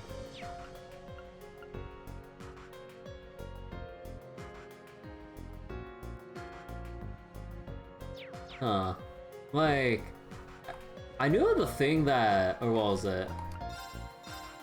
Like, just from how much, like, Aurelia and Wallace were together all the time, like, I thought there was already a thing, like, well, maybe not, like, with, like, I thought there was already even just, like, a subtle thing between the both of them.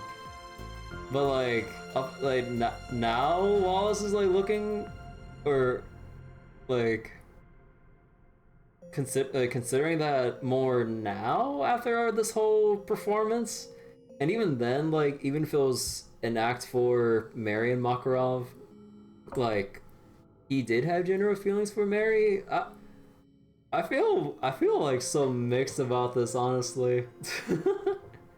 I mean, again, I know like this is all like for the most part like an act and stuff to like really push Mary and Makarov to like get their feelings out in the open and like, you know, fully like tie the knot and stuff. But like, man, I don't know, it just feels really awkward with Wallace, not gonna lie.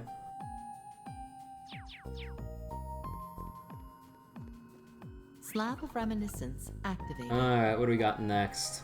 Thors open house. Cause yeah, like probably like one of the early questions when we saw fighting spiders. Who the hell uses the dart move? Oh, Tomo. I've wiped my ass with rubber stuff. Nice going, Ash. You just keep getting stronger. Sure do. But those weaklings weren't putting that to the test. Well, you were a big help all the same. I couldn't have wrapped everything up in a day without you. Still can't get over you volunteering to take out monsters, though. What brought that on? I was in the area to visit my mom's grave anyway. I had to take the day off of school to do it, so figured I'd put the time to good use. Oh, right. Spare me the meaningful downcast stick. Just figured I'd better come let her know the war's over and everything. That's all.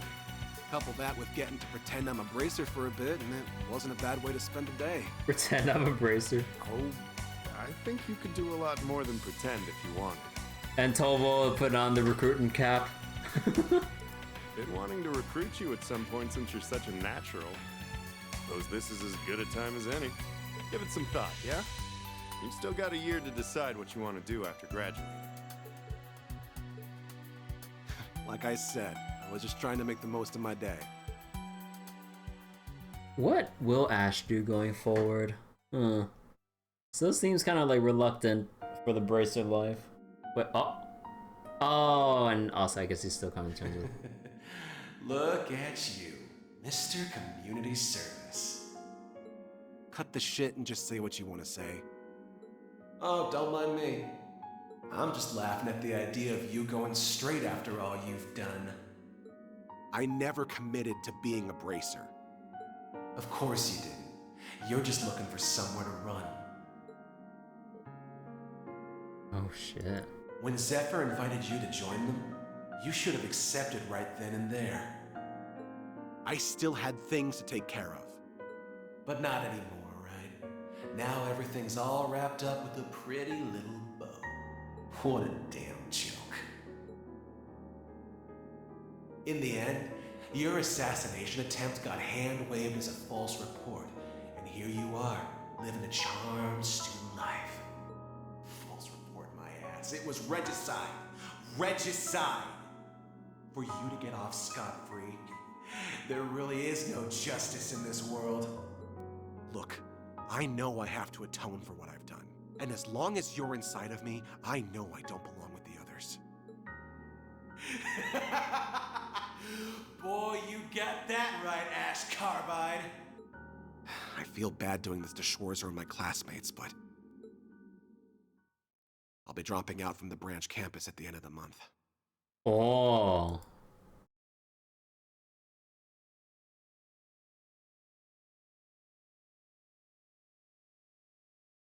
Two days later.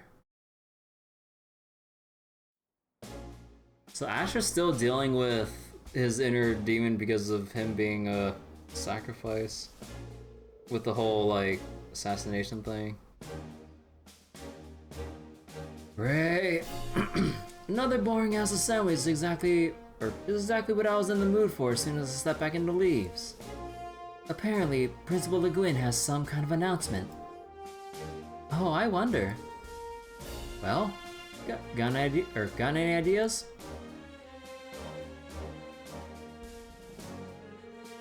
I believe your homeroom teachers should have informed you yesterday, but just in case any of you missed the memo, I'm pleased to announce the branch campus's very own open house, starting from a week from today.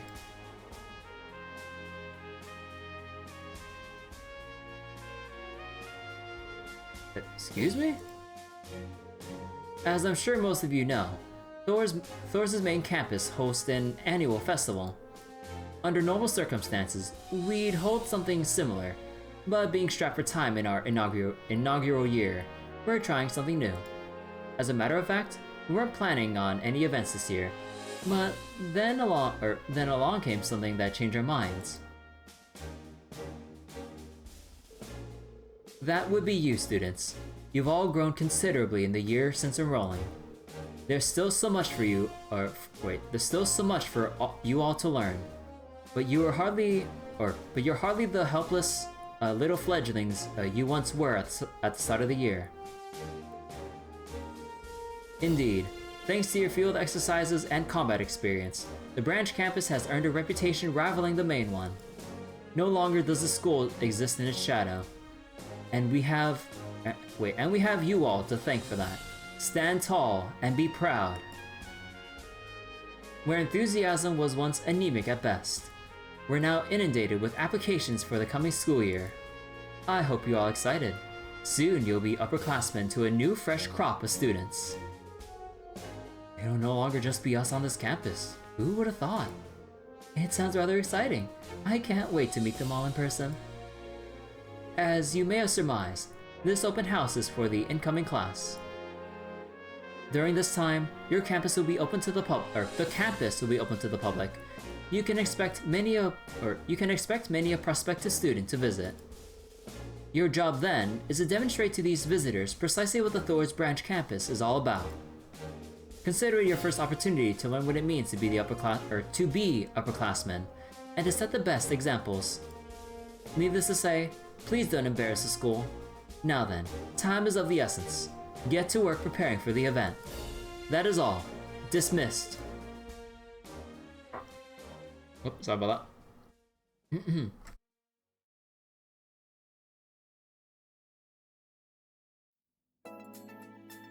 Excuse me. The day of will be split into two sections, morning and afternoon. In the morning will be open classes. The structure will be slightly different from usual, but you don't need to do much in the way of prep. If anything, that's for us instructors to deal with. Here's hoping you manage to live up to the crowd's expectations, oh mighty Ashen Chevalier. Since we're having open classes though, we can't let our guards down either. Exactly. Friends and relatives might drop in to see you, so be prepared. I'm starting to get nervous. Anyway, starting today, I want all of you to use your time after school to prepare for the afternoon section. I spoke about it a little yesterday, but you guys are the main attraction of the afternoon's festivities. The main attraction? Every club is going to be holding an event and inviting guests to come see them. That being said, you don't need to prepare special stalls or booths or anything. The whole point of this is that the clubs hold events that are closely tied to what they actually do on a day-to-day basis. I see. That'll allow us to prepare something in a short period of time. It's a perfect way of introducing the school to potential applicants and advertising our clubs. Two birds with one stone. You guys can discuss things with your clubmates to figure out what you want to do. There will be no class presentations this time around, so you should be able to focus your attention squarely on that. And that's about it. I'll let you know about the curriculum at a later date. That'll do it for today. Perfect timing too. Altina, if you would. Right. Stand. Bow. I'm going to talk to Jessica and Luis. I also have to talk with everyone from the swimming club. I'll go look out for Sydney.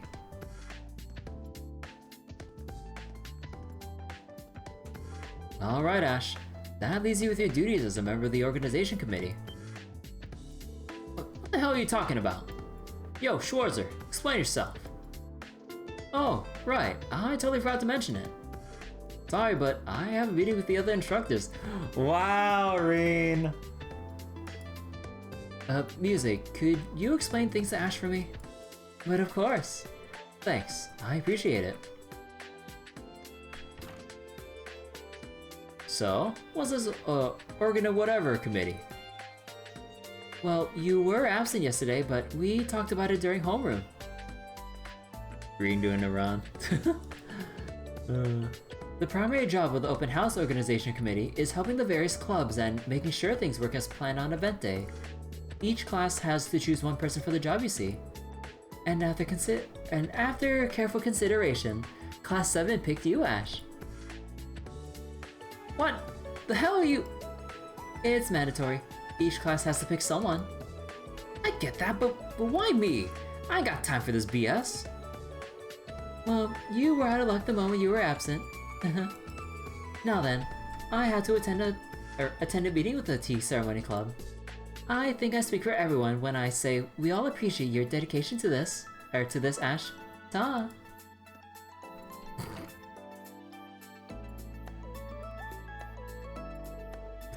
Are they for real?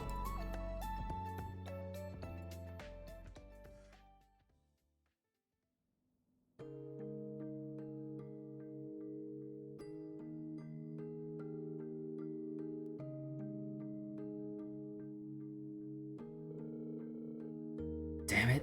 Why am I stuck doing executive committee bullshit? Ain't like I'm sticking around this joint for much longer. What's the point? So about the open house, Ash. Tatiana. Yeah. I guess we have to put something together for it, don't we? Do you have any ideas? So, what if we gave people a quiet space to read and serve them tea and snacks? That could be nice. Maybe. What do you think? I want to hear your opinion too. Yep. Aw. Ash, are you listening? Sure. You and Kurt seem to be getting along awfully well lately. It also reminds me of one of Dorothy's books!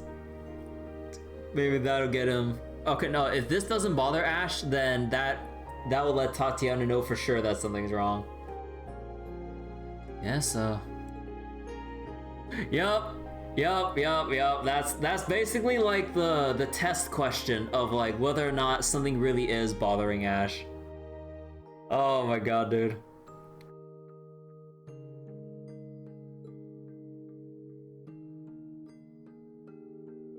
Ash, wake up! What? Where's the fire? Damn. I'm sorry, it's just you look like you were deep in thought and I was starting to worry. If you need someone to talk to, I'm always here to listen, okay? I know I probably can't do all that much for you, but still. You always help me so much. This time, I want to be the one who helps you. Oh. What are you even doing? This isn't like me. What are you... Now he's getting worked up about dumb bullshit. If this is the last thing I do here, might as well make it count. You know, I think I'm gonna go all out. What? What do you mean? Like, out of this campus, see you later. I mean the open house. I'm on the executive committee for it. You're helping to run the event? I didn't know that. I didn't exactly volunteer for it. Let's just say it fell onto my lap. Or into my lap. Is that what's been bothering you, Ash? Sure, I guess you could say that. Ash, come on. Something along those lines. Ash on the executive committee, huh? The more I think about it though, I'd say that role is a perfect fit for you, Ash. You're going to do great. I'll be rooting for you the whole time. It's just grunt work. Nothing to get that excited about. I'll get it taken care of. More importantly, we need to figure out what we're doing as a literature club. The way I see it, we can't half-ass this thing. Once we go all out, all the other clubs are gonna make us look bad. That's true. Then, what do you think we should do? That's the million mirror question. That's the million mirror question, ain't it? What if we offer a recommendation service? People can come in and we'll suggest books based on their mood and taste. We can use the library and everything. Oh, that's a good idea. That sounds like the perfect thing for a group like ours. But we can't stop there and call it good. It'd be lame if that's all we have, so maybe we should set some time aside for a live reading. That's a wonderful idea. Let's do it. But who's going to do the reading? And what are they going to read? So I heard about this awesome book that's making the rounds in Erebonia called 3 and 9.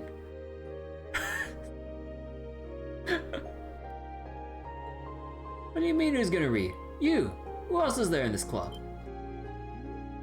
Me? I can't read in front of so many strangers. At least come up with me, Ash.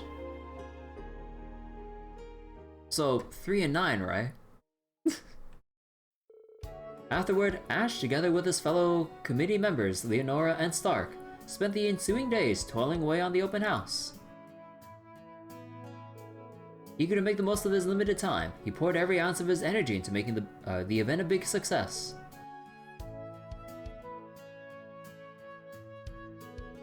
God damn, he really is making the rounds. With his help, many of the school's clubs were able to prepare in time, despite the short deadline they faced. Oh, you see Reen watching Ash in the background there. It's like, yep, good work, Ash. Not knowing he wants to just drop out. After a long week of preparations, it was the last time for the open house to commence.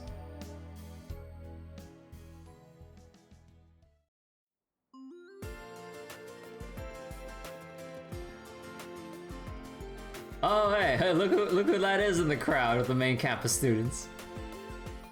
Transfers, maybe?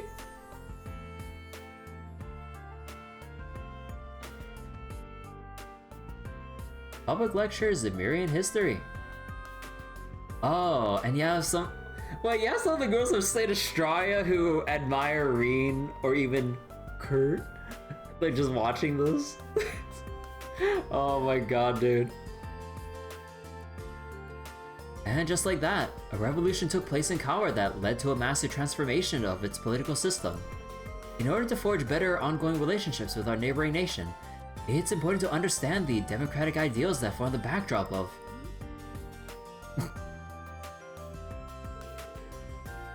Oh my god, that's, of course, like, no duh, they're not paying attention, they're just here to fawn over Rain. And Ash is having none of it, just look at that side glance. Just look at that side glance he's giving the girls. It's the real Ashen Chevalier. He's much more serious than I expected. How dashing. I'm so jealous of the students here.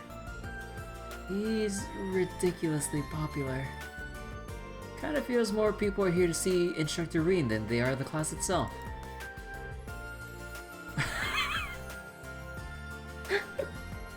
Oh no.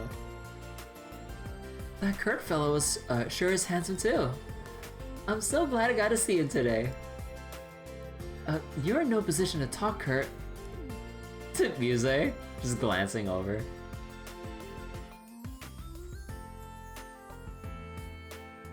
And public lecture, art culture. Thought Kurt was safe. A lecture on the arts at a military academy? Huh. The idea is all well and good, but I've little doubt it's not but frivolity. Oh, come on, don't be like that. As people well educated in fine arts, it's our duty to watch, or to warmly watch over them. General Aurelia Le Guin, what's the Golden Rakshasa doing here? I heard she was the principal, but I didn't think she'd teach the class directly. Let the lecture begin.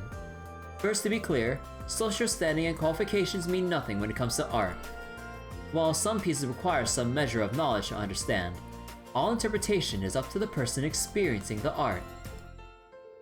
I'm going to assume that everyone present understands that extremely basic concept. Am I correct? I love the targeted question.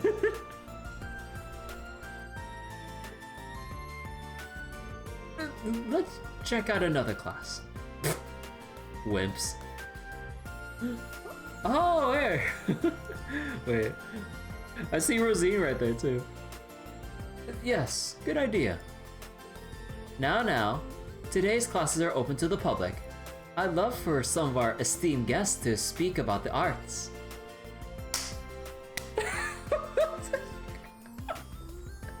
Oh. god, dude. This is why Aurelia's one of the best characters in the Trails games, I swear. Dude, how do you top Aurelia?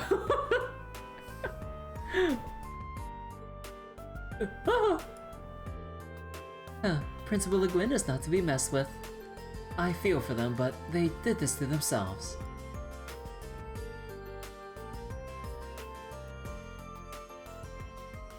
Wait, Panzer saw that training, oh shit.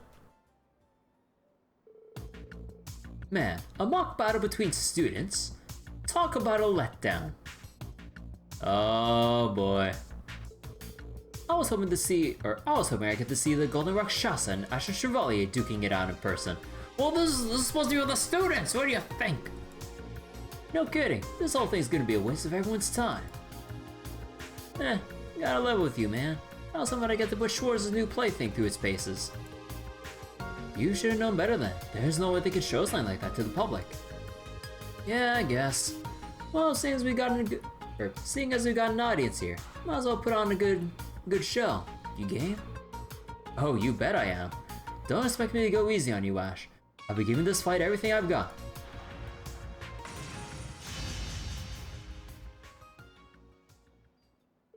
Ready, set, fight!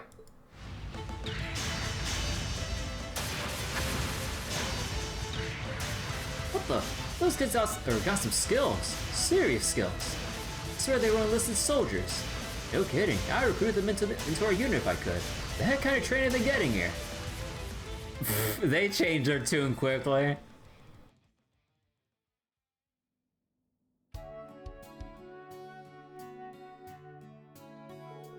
Class is finally over. I'm dead tired. It's hard to ignore all the eyes on you.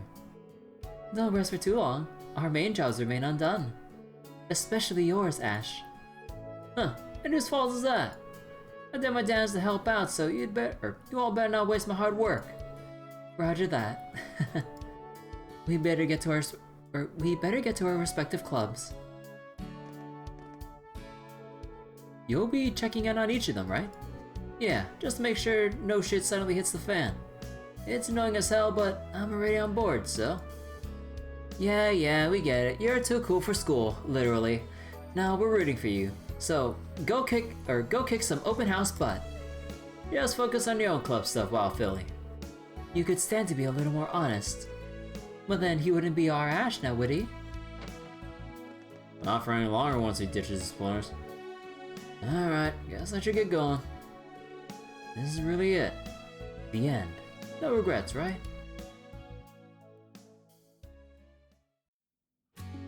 Oh! We actually get to walk around now. And I can't open up the mini to save mid-Daydream. Okay. First things first. Walking around a whole lot. Can't believe how much I've gotten used to this big-ass building. Wait.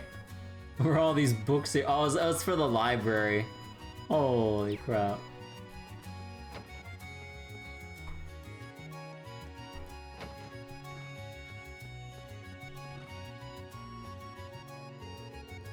So, how are you feeling about this place? I like it a lot. Honestly, it's totally different from how I pictured a military academy. I feel like I could be comfortable here. You know what? I'm going to try and get in.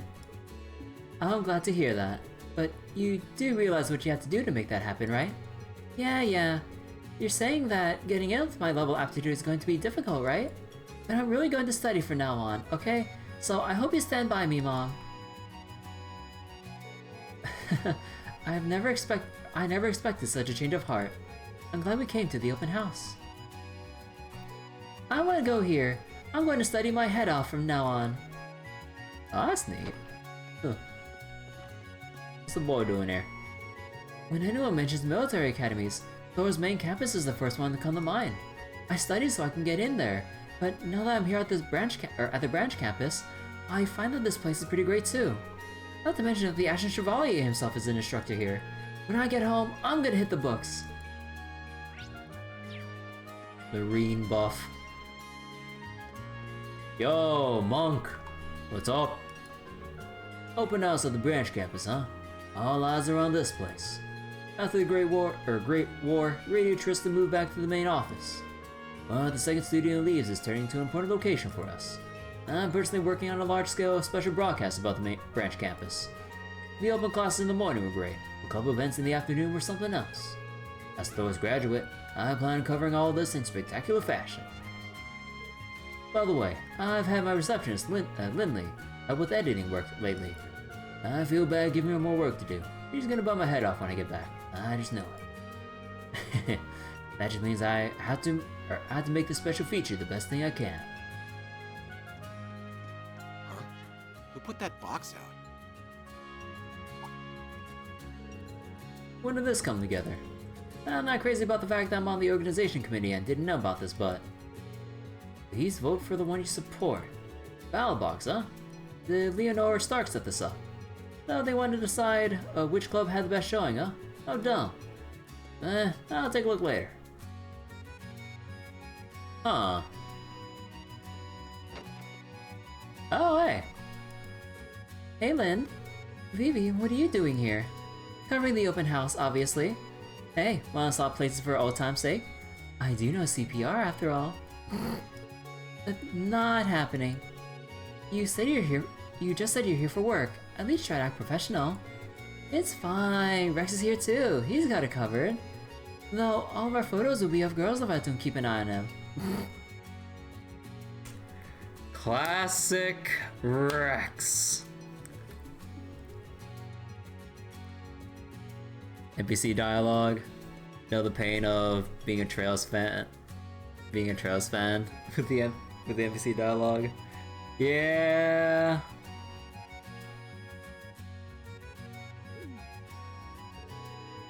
You two haven't changed at all. Sorry things are so hectic right now. I'm set to return to St. Ursula next year, but for now, I'm still working as a nurse over here. If you see anyone looking unwell out there, make sure to bring them to me so I can look after them.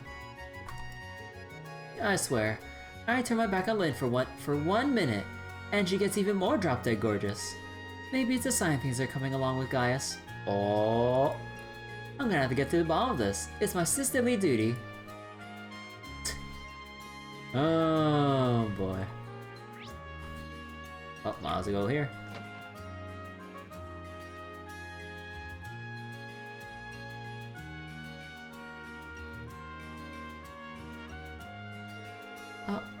Ash, thanks for keeping tabs on all the clubs. Psh, I was just worried about whether or not you could handle things alone.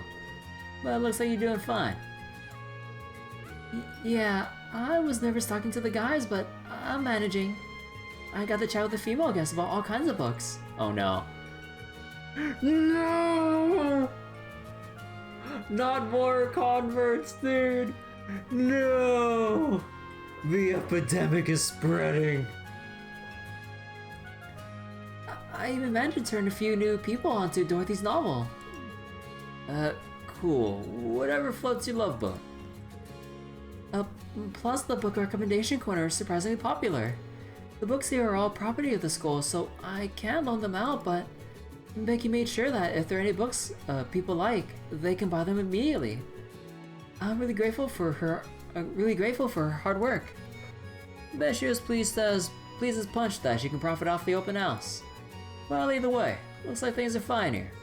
Yep, I know you do great with your job as committee member, Ash. I'll be your personal little cheering squad, so go get 'em. Man, just worry about yourself. You still have your live reading to do, right? Oh, yeah. I'd better go to the club room to prepare. When the time comes, I'll be waiting there. Yeah, I got it.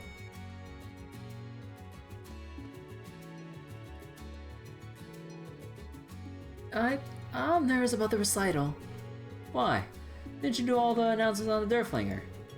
Reading a book out loud should be hella easy for you at this point. Talking into a microphone and speaking to a huge audience right in front of you are completely different. Plus, I was talking to our friends on the Durflinger. Look, just assume nobody's expecting much for you and try to unclench. You'll be fine. Ash! That's kinda sad in and of itself. Ash, god damn it. Just don't think the bar will be set that high for you, then no pressure. No one's expecting anything, so you can do anything. Perfectly sound and logical. You can do anything you want if no one expects anything of you. Okay. But you're right. That's enough complaining out of me. You just focus on doing your job, okay, Ash? Will do. Good luck out there.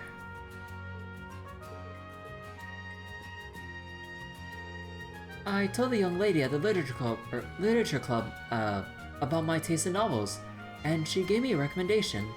My word, this book cuts right to my heart. I was truly surprised. The author's name was Dorothy. She's a genius. No! Tatiana, what kind of lowbrow smut are you trying to shove down these people's throats? Actually, can we? Oh, here it is. Yeah.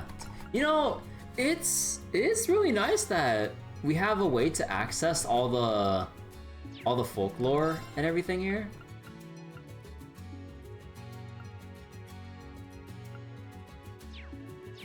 Huh. And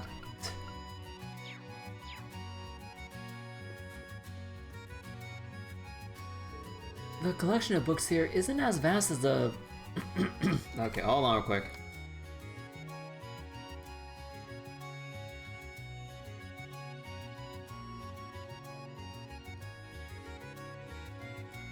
Excuse me, I think the cold weather's kind of like messing my throat right now. Cause it is getting cold tonight now that I look at it. Okay. The collection of books here isn't as vast as the library at the main campus, but it does have a wide variety of high quality books spanning from everything from academic texts all the way to fiction. I'd love to just lock myself in here for a few days and read to my heart's content. I heard the branch campus doesn't have a librarian. If that's true, that only makes the breadth of this collection all the more impressive.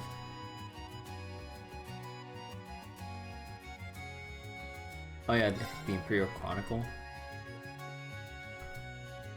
Culture. Oh my god, dude.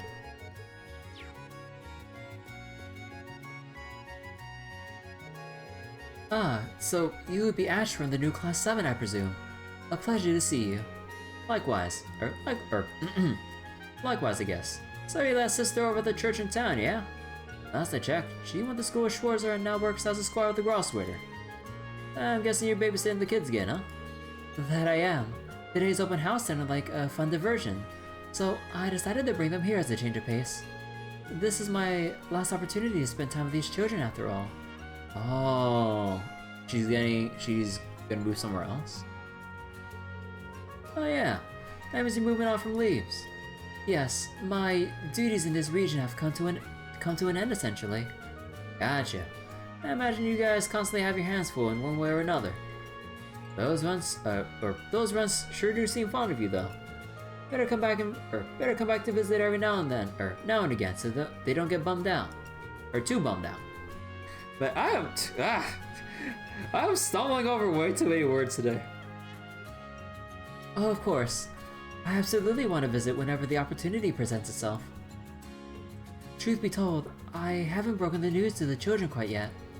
Today I'm focused on spending as much time with them as possible, so that when I do leave, it's with smiles on everyone's faces.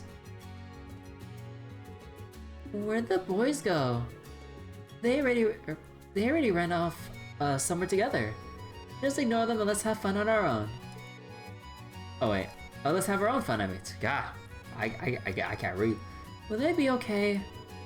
No worries, if they get lost, someone from the branch campus will find them. It'll be fine. Big Bro left me behind again, the big jerk. We're gonna get Miss Rosine all- We're gonna get Miss Rosine all to ourselves then. Nah. I don't get that one. I swear those two. Zack in particular is out of control. If it doesn't get too late, I'm going to search for him later. The nice librarian lady recommended a picture book to me. I'm gonna have Miss Rosine read it to me later. Huh. the light and shadow, the Intercontinental Railroad, and the dawn of airships and the distribution revolution. I'm interested in these books. They both serve as great sources. Once I get back to the Empire, I'll put in a request to my bookstore to get my own copies. Oh, whoops, I didn't mean to read it. Oh yeah, there's nothing here. Alright. And now we have to go outside. Oh, let's go to the front. Oh. Oh my god! Someone help.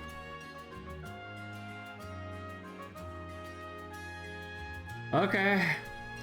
This is gonna be the rest of the this is gonna be the rest of the night. Fuck.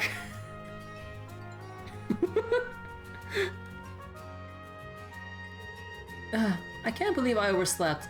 I completely missed the morning lectures. I was hoping to get a glimpse of the Ashen Chevalier in person. Why didn't anyone wake me up? How could they abandon me? We all promised to come to the open house together. We had a pact. Oh, how I hope to catch a glimpse of the Ashen Chevalier in person. But I can't give up just yet. Maybe I'll run into him if I keep wandering the campus grounds. Worth a shot, right? Oh yeah, Frankie and Salston. Salston, you came! Indeed I have. Though I only served here but a few months before the war. I simply had to come when I caught wind of this event. Lord Patrick gracefully granted me free time, and here I am. That's great! I'm glad you could make it. I was talking to Master Reed and Lady Toa earlier. They had much to say about you, Frankie. It would seem you carried on your custodial duties here quite admirably since I left. And I hear you now manage the dormitories as well. That's quite the impressive promotion. Oh, yo. Thanks, Alston. I still fall 100 soldiers short of you when it comes to the workload. When it comes to the workload I can handle, though. That's just as well. I'd fear for my own job if you were to follow my stead too quickly. That being said, are you still looking to be a receptionist for the Bracer Guild? Absolutely, that's the dream, that's still the dream, but honestly, I get a lot of fulfillment out of this work as it is. I know the guild's short-handed right now, so it's not like there's any shortage of opportunities. But with more students in tow, I feel like I should stay put for now and grow. That's what I've been thinking anyway. Is that so? Well, I've only been away for a short while, I must say, Frankie. You have grown indeed. When you feel ready to apply, when you feel ready to apply for the guild, please, by all means, do not hesitate to reach out to me. I have a fair few leads into the organization. It would be my honor if I could personally recommend you when the time comes. Yo, I'm just saying. Actually, wait, how much of a time gap is there between Reverie and Daybreak? But yeah, with however many... Although that would mean we had to get back into, like, Erebonia at some point.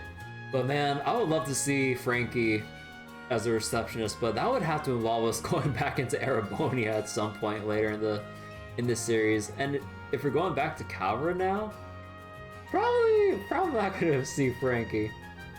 Unless we get some wild cross-continental journey in like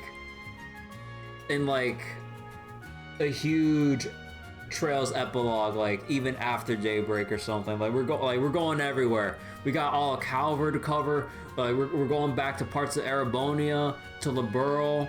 We're going to we're finally going to visit Northumbria, and then we're gonna see we're gonna see Jirai for once in our lives. No.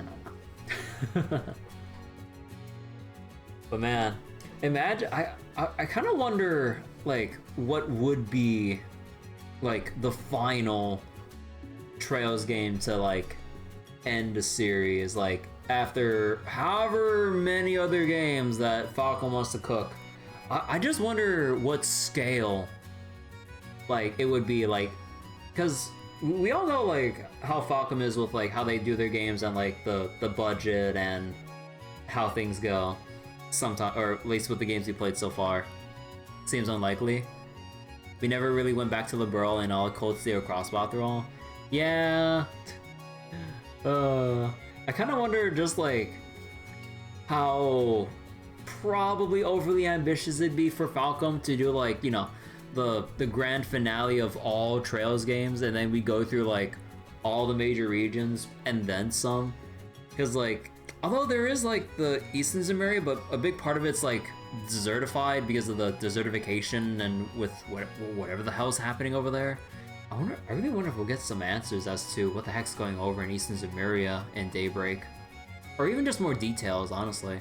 Because they keep mentioning, like with everyone going over to Eastern Zemuria, the desertification and all this like weird occurrence, and all like the stuff we hear from it. Or, well, I mean the only thing we hear from it is the desertification. But, yeah, I really wonder. I don't know what to say. Thank you. You know, Frankie, I've always felt that you were a man of potential, but I must admit, you've grown astonishingly. Why, I almost wish you could join us at the Hyam's house. When I compare myself to Selson, I feel like I still got a good ways to go. I better make the most of this job so I can catch up. Yo, can I leave? No slacking for me, guess I'll keep up my duties until this thing's over. So, this is the Thors branch campus, eh? That's some fine architecture they've got here. There was a point when I figured this was where they shipped out the main campus rejects, but boy, have I changed my tune. You couldn't ask for a better reputation. We'll have to think about sending our grandchild here when the time comes. Oh yeah, wait, actually, let's go take a look at whoever's at Einho Keep. Oh, no. They better keep Einho Keep locked up tight. Cool, let's roll. I don't know if we should go that way. I don't see any club activities. Who cares? Exploring the campus is way more fun than some dumb old club stuff. This is farther than I made it last time. Don't you want to see what's farther down? Yeah, I guess I do. Exactly. Now what are we waiting for? Let's... Oh, they're right there, you little brats. Ash, what are you doing here? This pass off limits, or off limits. Go screw around somewhere else. Can't believe a punk like you's telling us to behave. What was that? Nothing, ignore him. Come on, Zach, let's get out of here. Fine, if we have to. Zach dragged me over here, but I think it might be time to get back to Teddy. I bet Sister Rosine is worried about us. Man, I thought this was finally going to be our chance to explore the place for real. Oh, well, off limits is off limits kind of limits us, I guess. Well, I mean, if you study hard, you can be part of the branch campus, and then you get to see Einho Keep for yourselves.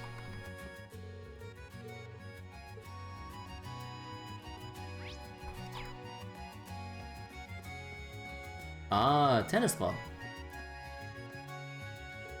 This campus is humongous. I could see myself easily getting lost here if I'm not careful. Thankfully, the Ashen Chevalier was kind enough to guide me to my destination, so losing my way shouldn't be a problem after all. How lucky I am to have him as my tour guide of all people.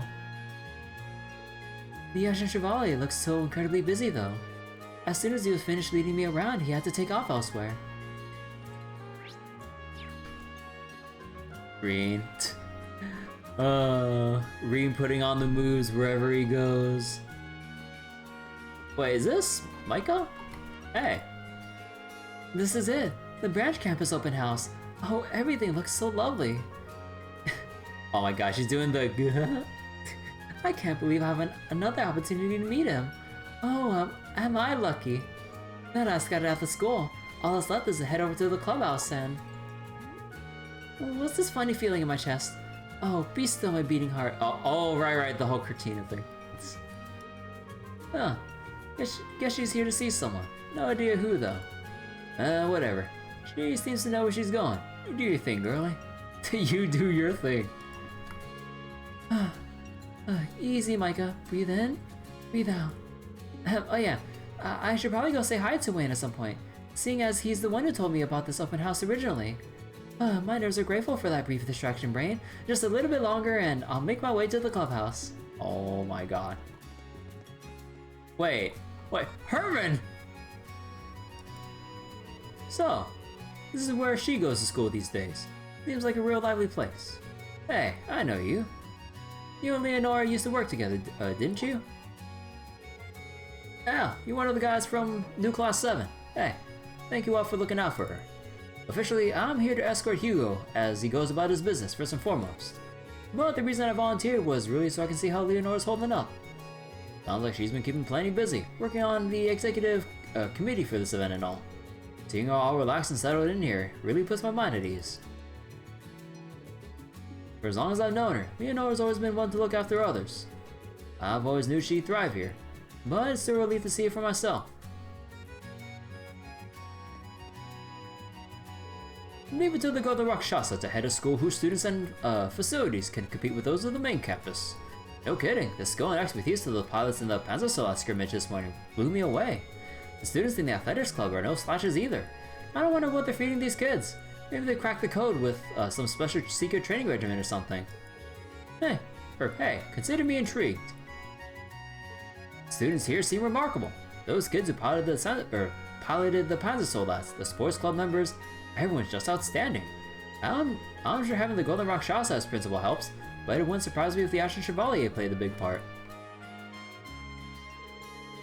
We came down here to the open house to scout out potential army recruits next year.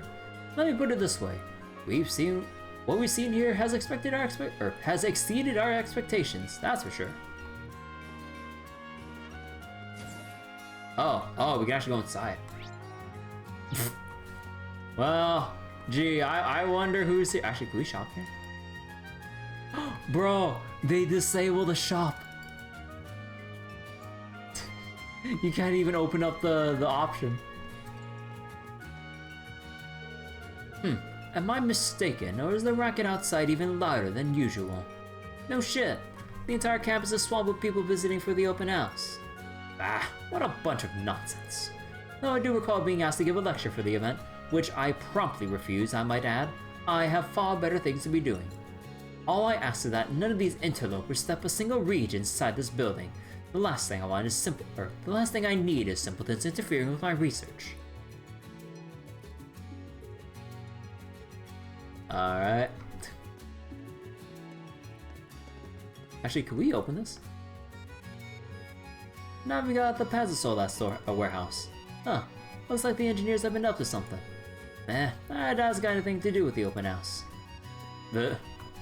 Little did he know. Nah, just kidding. Okay, so that's... Okay, so I think that's it for all the people outside. Now we just need the event here.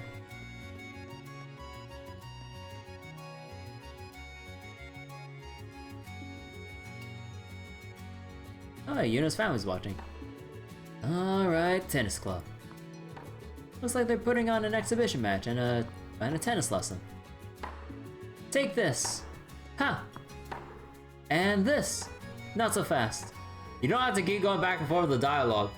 Attention everyone, the tennis club is holding public exhibition matches.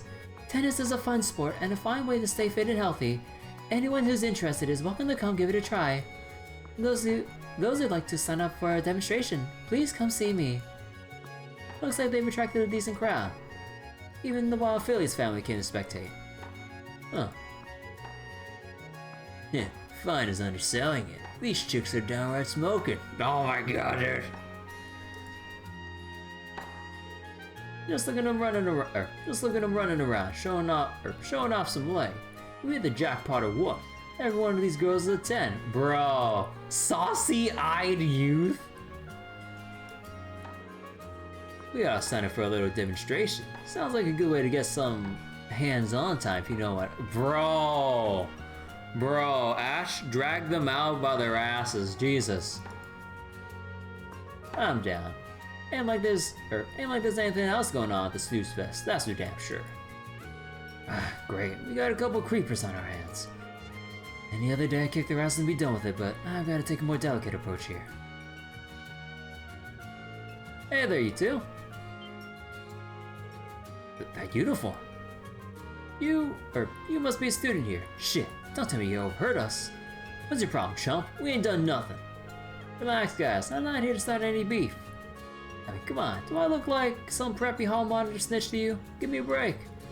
You got a point. You don't exactly look like an honor student. Yeah, if anything, you look like a bad influence. Makes one to know one, jackass.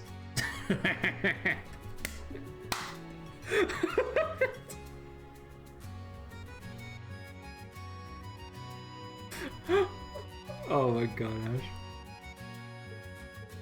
Look, I get it, okay? That's why I came to give you a warning, as a matter of courtesy. A warning? About what? Take a look around. You didn't forget where we are, did you? Thors Military Academy branch campus, duh. But who cares? We're only here to kill time and catch some eye candy. Let that first part sink in. You're at a freaking military academy. Those aren't ordinary schoolgirls you're oogling, my dudes. They're trained to be professional soldiers, the war kind, you know. If push comes to sexual harassment, they can make a weapon out of damn near anything within reach. You saw them smacking around that tennis ball, thankful like a damn bullet. Imagine you got on the bad side and one of them wants to serve you with. Bro. Now imagine you got on the bad side and one of them went serve slice on you with a racket. How do you think that pan out? Look, I don't know. Your skull's gonna get smashed, that's what. And it won't be a tiny fracture either. I'm talking complete cranial crushing. Dust. For real? Oh, that'd be the least of your troubles, I can tell you that. How's it gonna get any worse than that? A lot of rich girls here for fans with ties to people you really don't want to get on the bad side of. If word gets out that their dear daughters are in any sort of trouble, there'll be hell to pay. The kind of hell I'd really rather not even think about, like damn. Take it from me, sucks being here. It's suffocating. Got eyes on you wherever you go. The guy can't catch a break. And if you fellas want to try your luck, be my guest. You're way braver than I am. I'll be rooting for you. At a distance. Quietly. If you're lucky, you might walk away with a few bones intact. Might be worth a shot. Only one way to find out, yeah. You know what? I think we're good. Ain't like we're that desperate for some action, right, dude? Yeah, I think we better go. Cool, let's beat it. Ugh, took them long enough. What a complete waste of my time. I should have just pulled them aside and beaten the crap out of them. Save us all the trouble. Man, I really have gotten soft since coming here. This sucks. Ash. Do I have to talk to all of them? Oh my god. I know we all came to the open house to check out the boys, but yeah, aren't the girls here so cool? I feel like something inside me I never knew was there starting to awaken. There are a few ways to interpret this. That girl with the blue hair gives off older sister vibes. I'd move mountains for her if she were my upperclassman. Okay, there are less interpretations now. It's like the Laura fan club all over again. Oh no. Oh, Jessica. The branch campus is so different compared to what I'm used to being at St. Estrella. It's such a nice change of pace. Like that pink-haired girl over there. I bet she'd be a really fun friend to have around.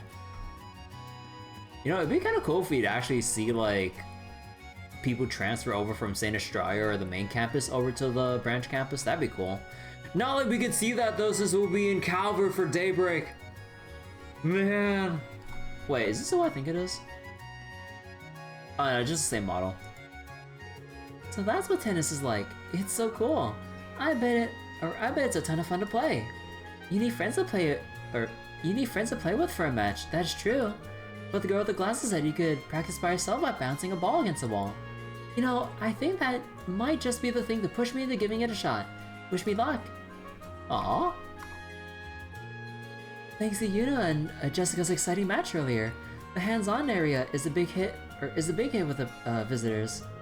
Nothing wrong with a little hustle and bustle. But can you girls handle so many people? I think so. We got spare rackets lying around that we can use. It'd be nice if we had more than one court, but we're But we're just doing basic rallies, so it shouldn't be a big deal. Wanna give it a shot, Ash? You're more than welcome to. No can do. I got too much work around the festival to slack off here. Still, if you girls have trouble keeping up, let me know and I'll see what I can do to help. Sure thing. Thanks, Ash. I think we'll keep everything under control between the three of us. Well, thanks for checking in, Ash. I really appreciate it. Kick some butt, Yuna! Go, Yuna! Unfortunately, I couldn't make it here in time for the public lectures in the morning, but I could tell Yuna's working hard and doing well here, which is what counts. I'll be sure to give my husband the good news when I get back. The returns that blue-haired girl dished out had such splendid curves. The angle, the speed, even the wind, and the sun's rays came together to give them this marvelous sense of harmony. Truly miraculous. Okay, Mr. Artist. It all goes to show just how beautiful and refined a sport tennis is, truly.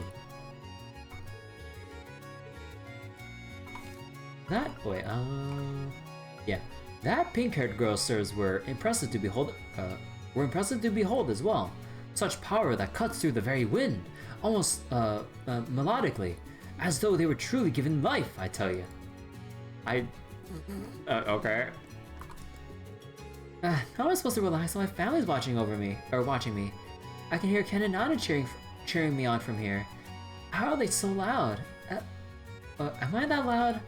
Well, time to put on the big sister cap. I don't want to disappoint them.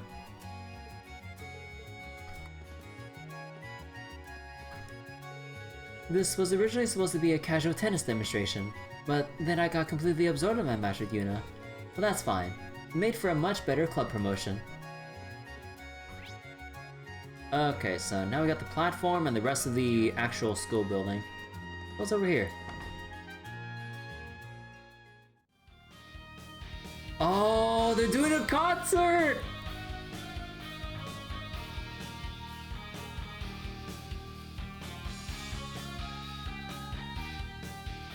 the air guitar the girl's doing.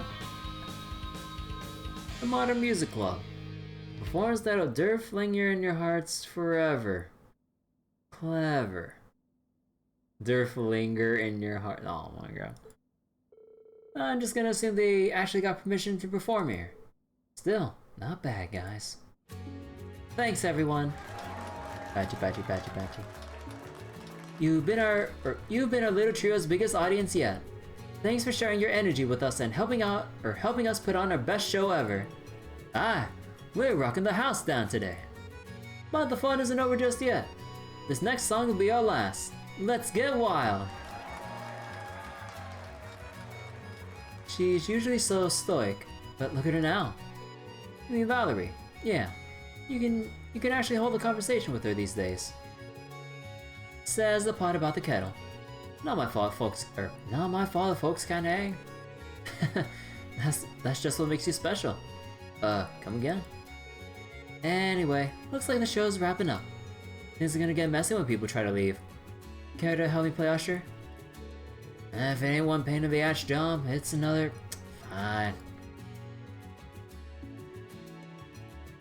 Time to build up all the sentimental feelings to get Ash not drop out.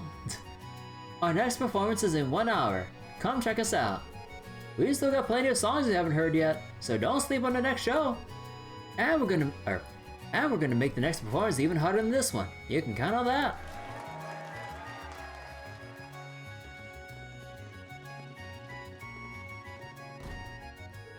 Yeah, the crowd was raving.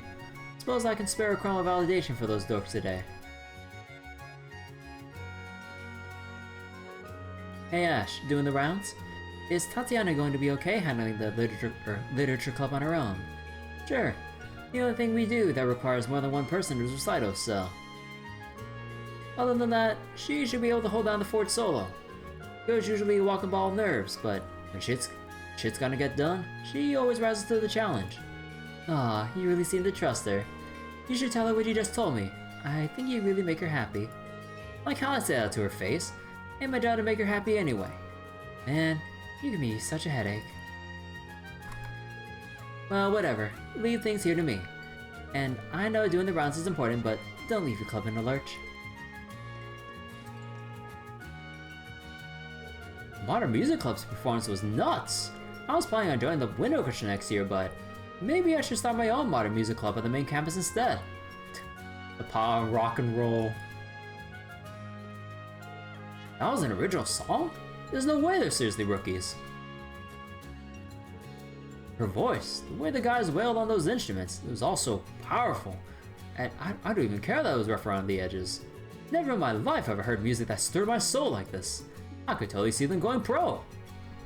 Yo, I swear, if we have enough time skips, yeah, I better see them doing some tours. So this is rock, huh?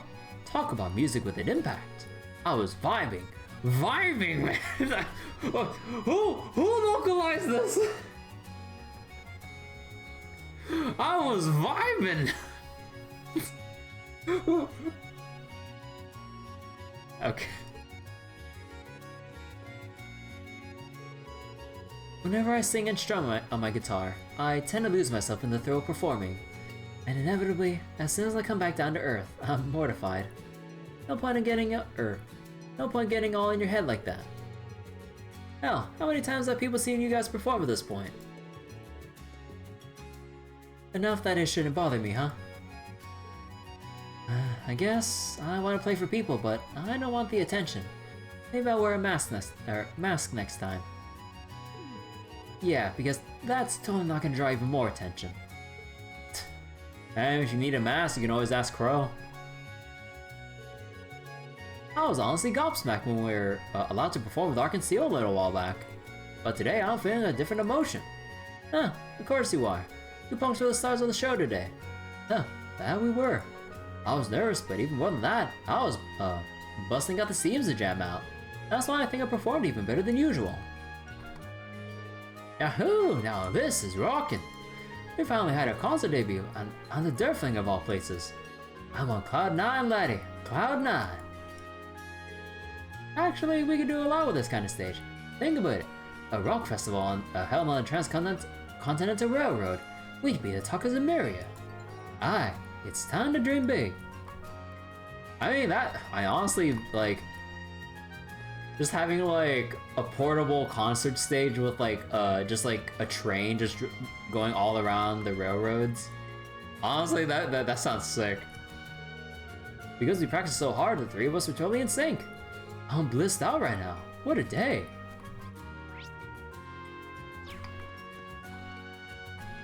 Okay, and I think that's about it. Yeah, we're not allowed to go to the storehouse, right?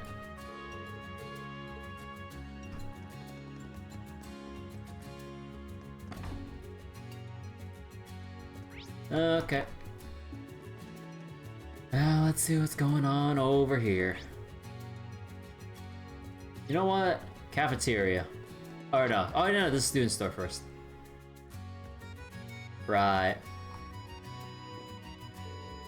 Regular customers are coming in to help with the are coming in to help sell to all the visitors.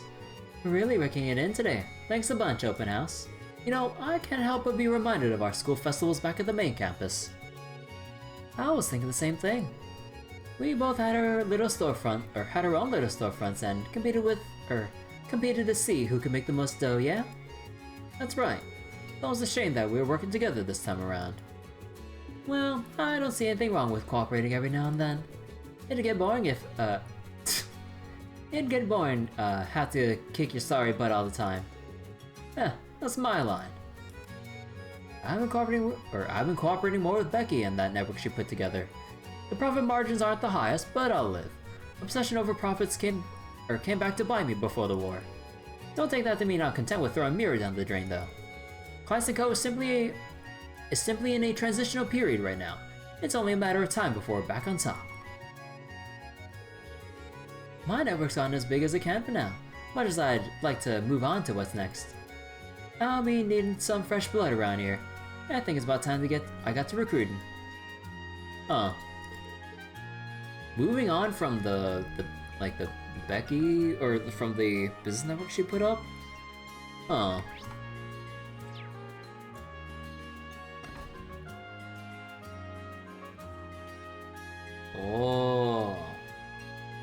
Oh, hey, Tia. And Mint. The Cooking Club. Huh. The dining room really does look like a bona fide restaurant. 3 additional orders of acerbic tomato omelet rice. Acerbic tomato omelet rice? Got it. Coming right up. Order up. Smooth mashed potatoes on deck. Running.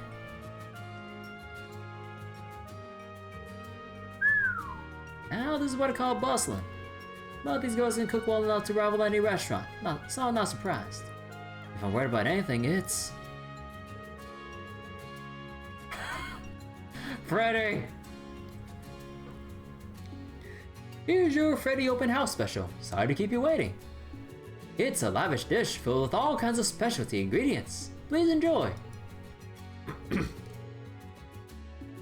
Too late. Hopefully they don't complain later.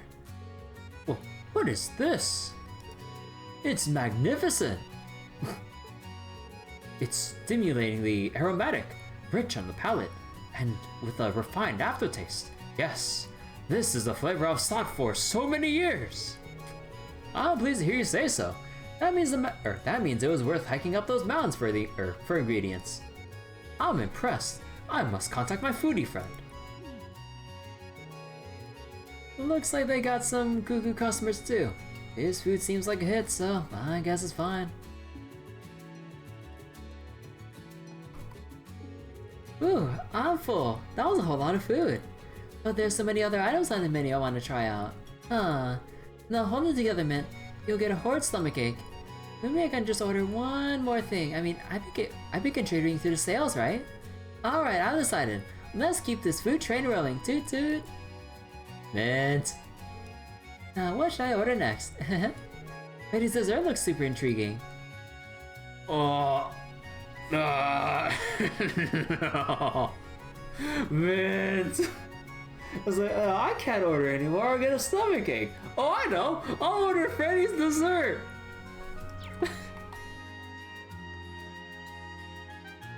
This flavor. I'm almost at a loss for words. This Academy's student restaurant easily surpasses the dining hall at the military base. If I could eat food this good every day, I'd have a lot more motivation to work. If possible, I'd love to leave the cooking to these girls starting tomorrow even. When I heard about this open house, I pictured more of a stuffy sort of event, which turned out to be one heck of a good time. I'm glad I came.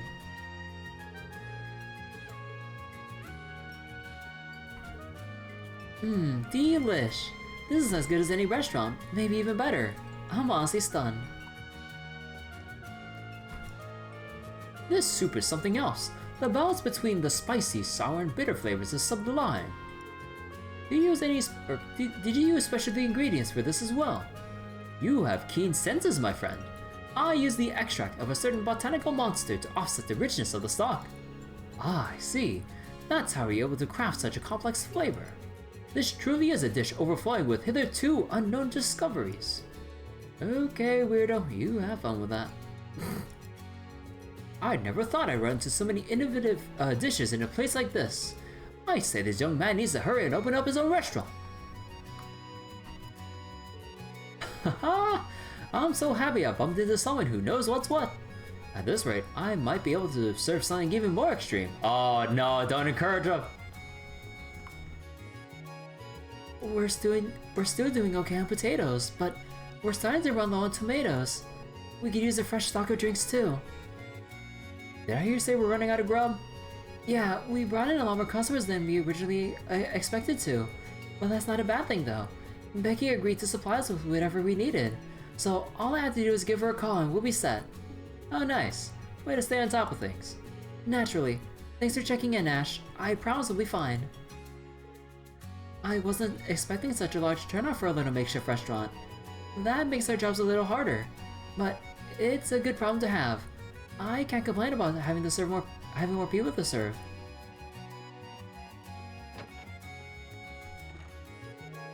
And all we have to do is simmer it and it'll be good to go.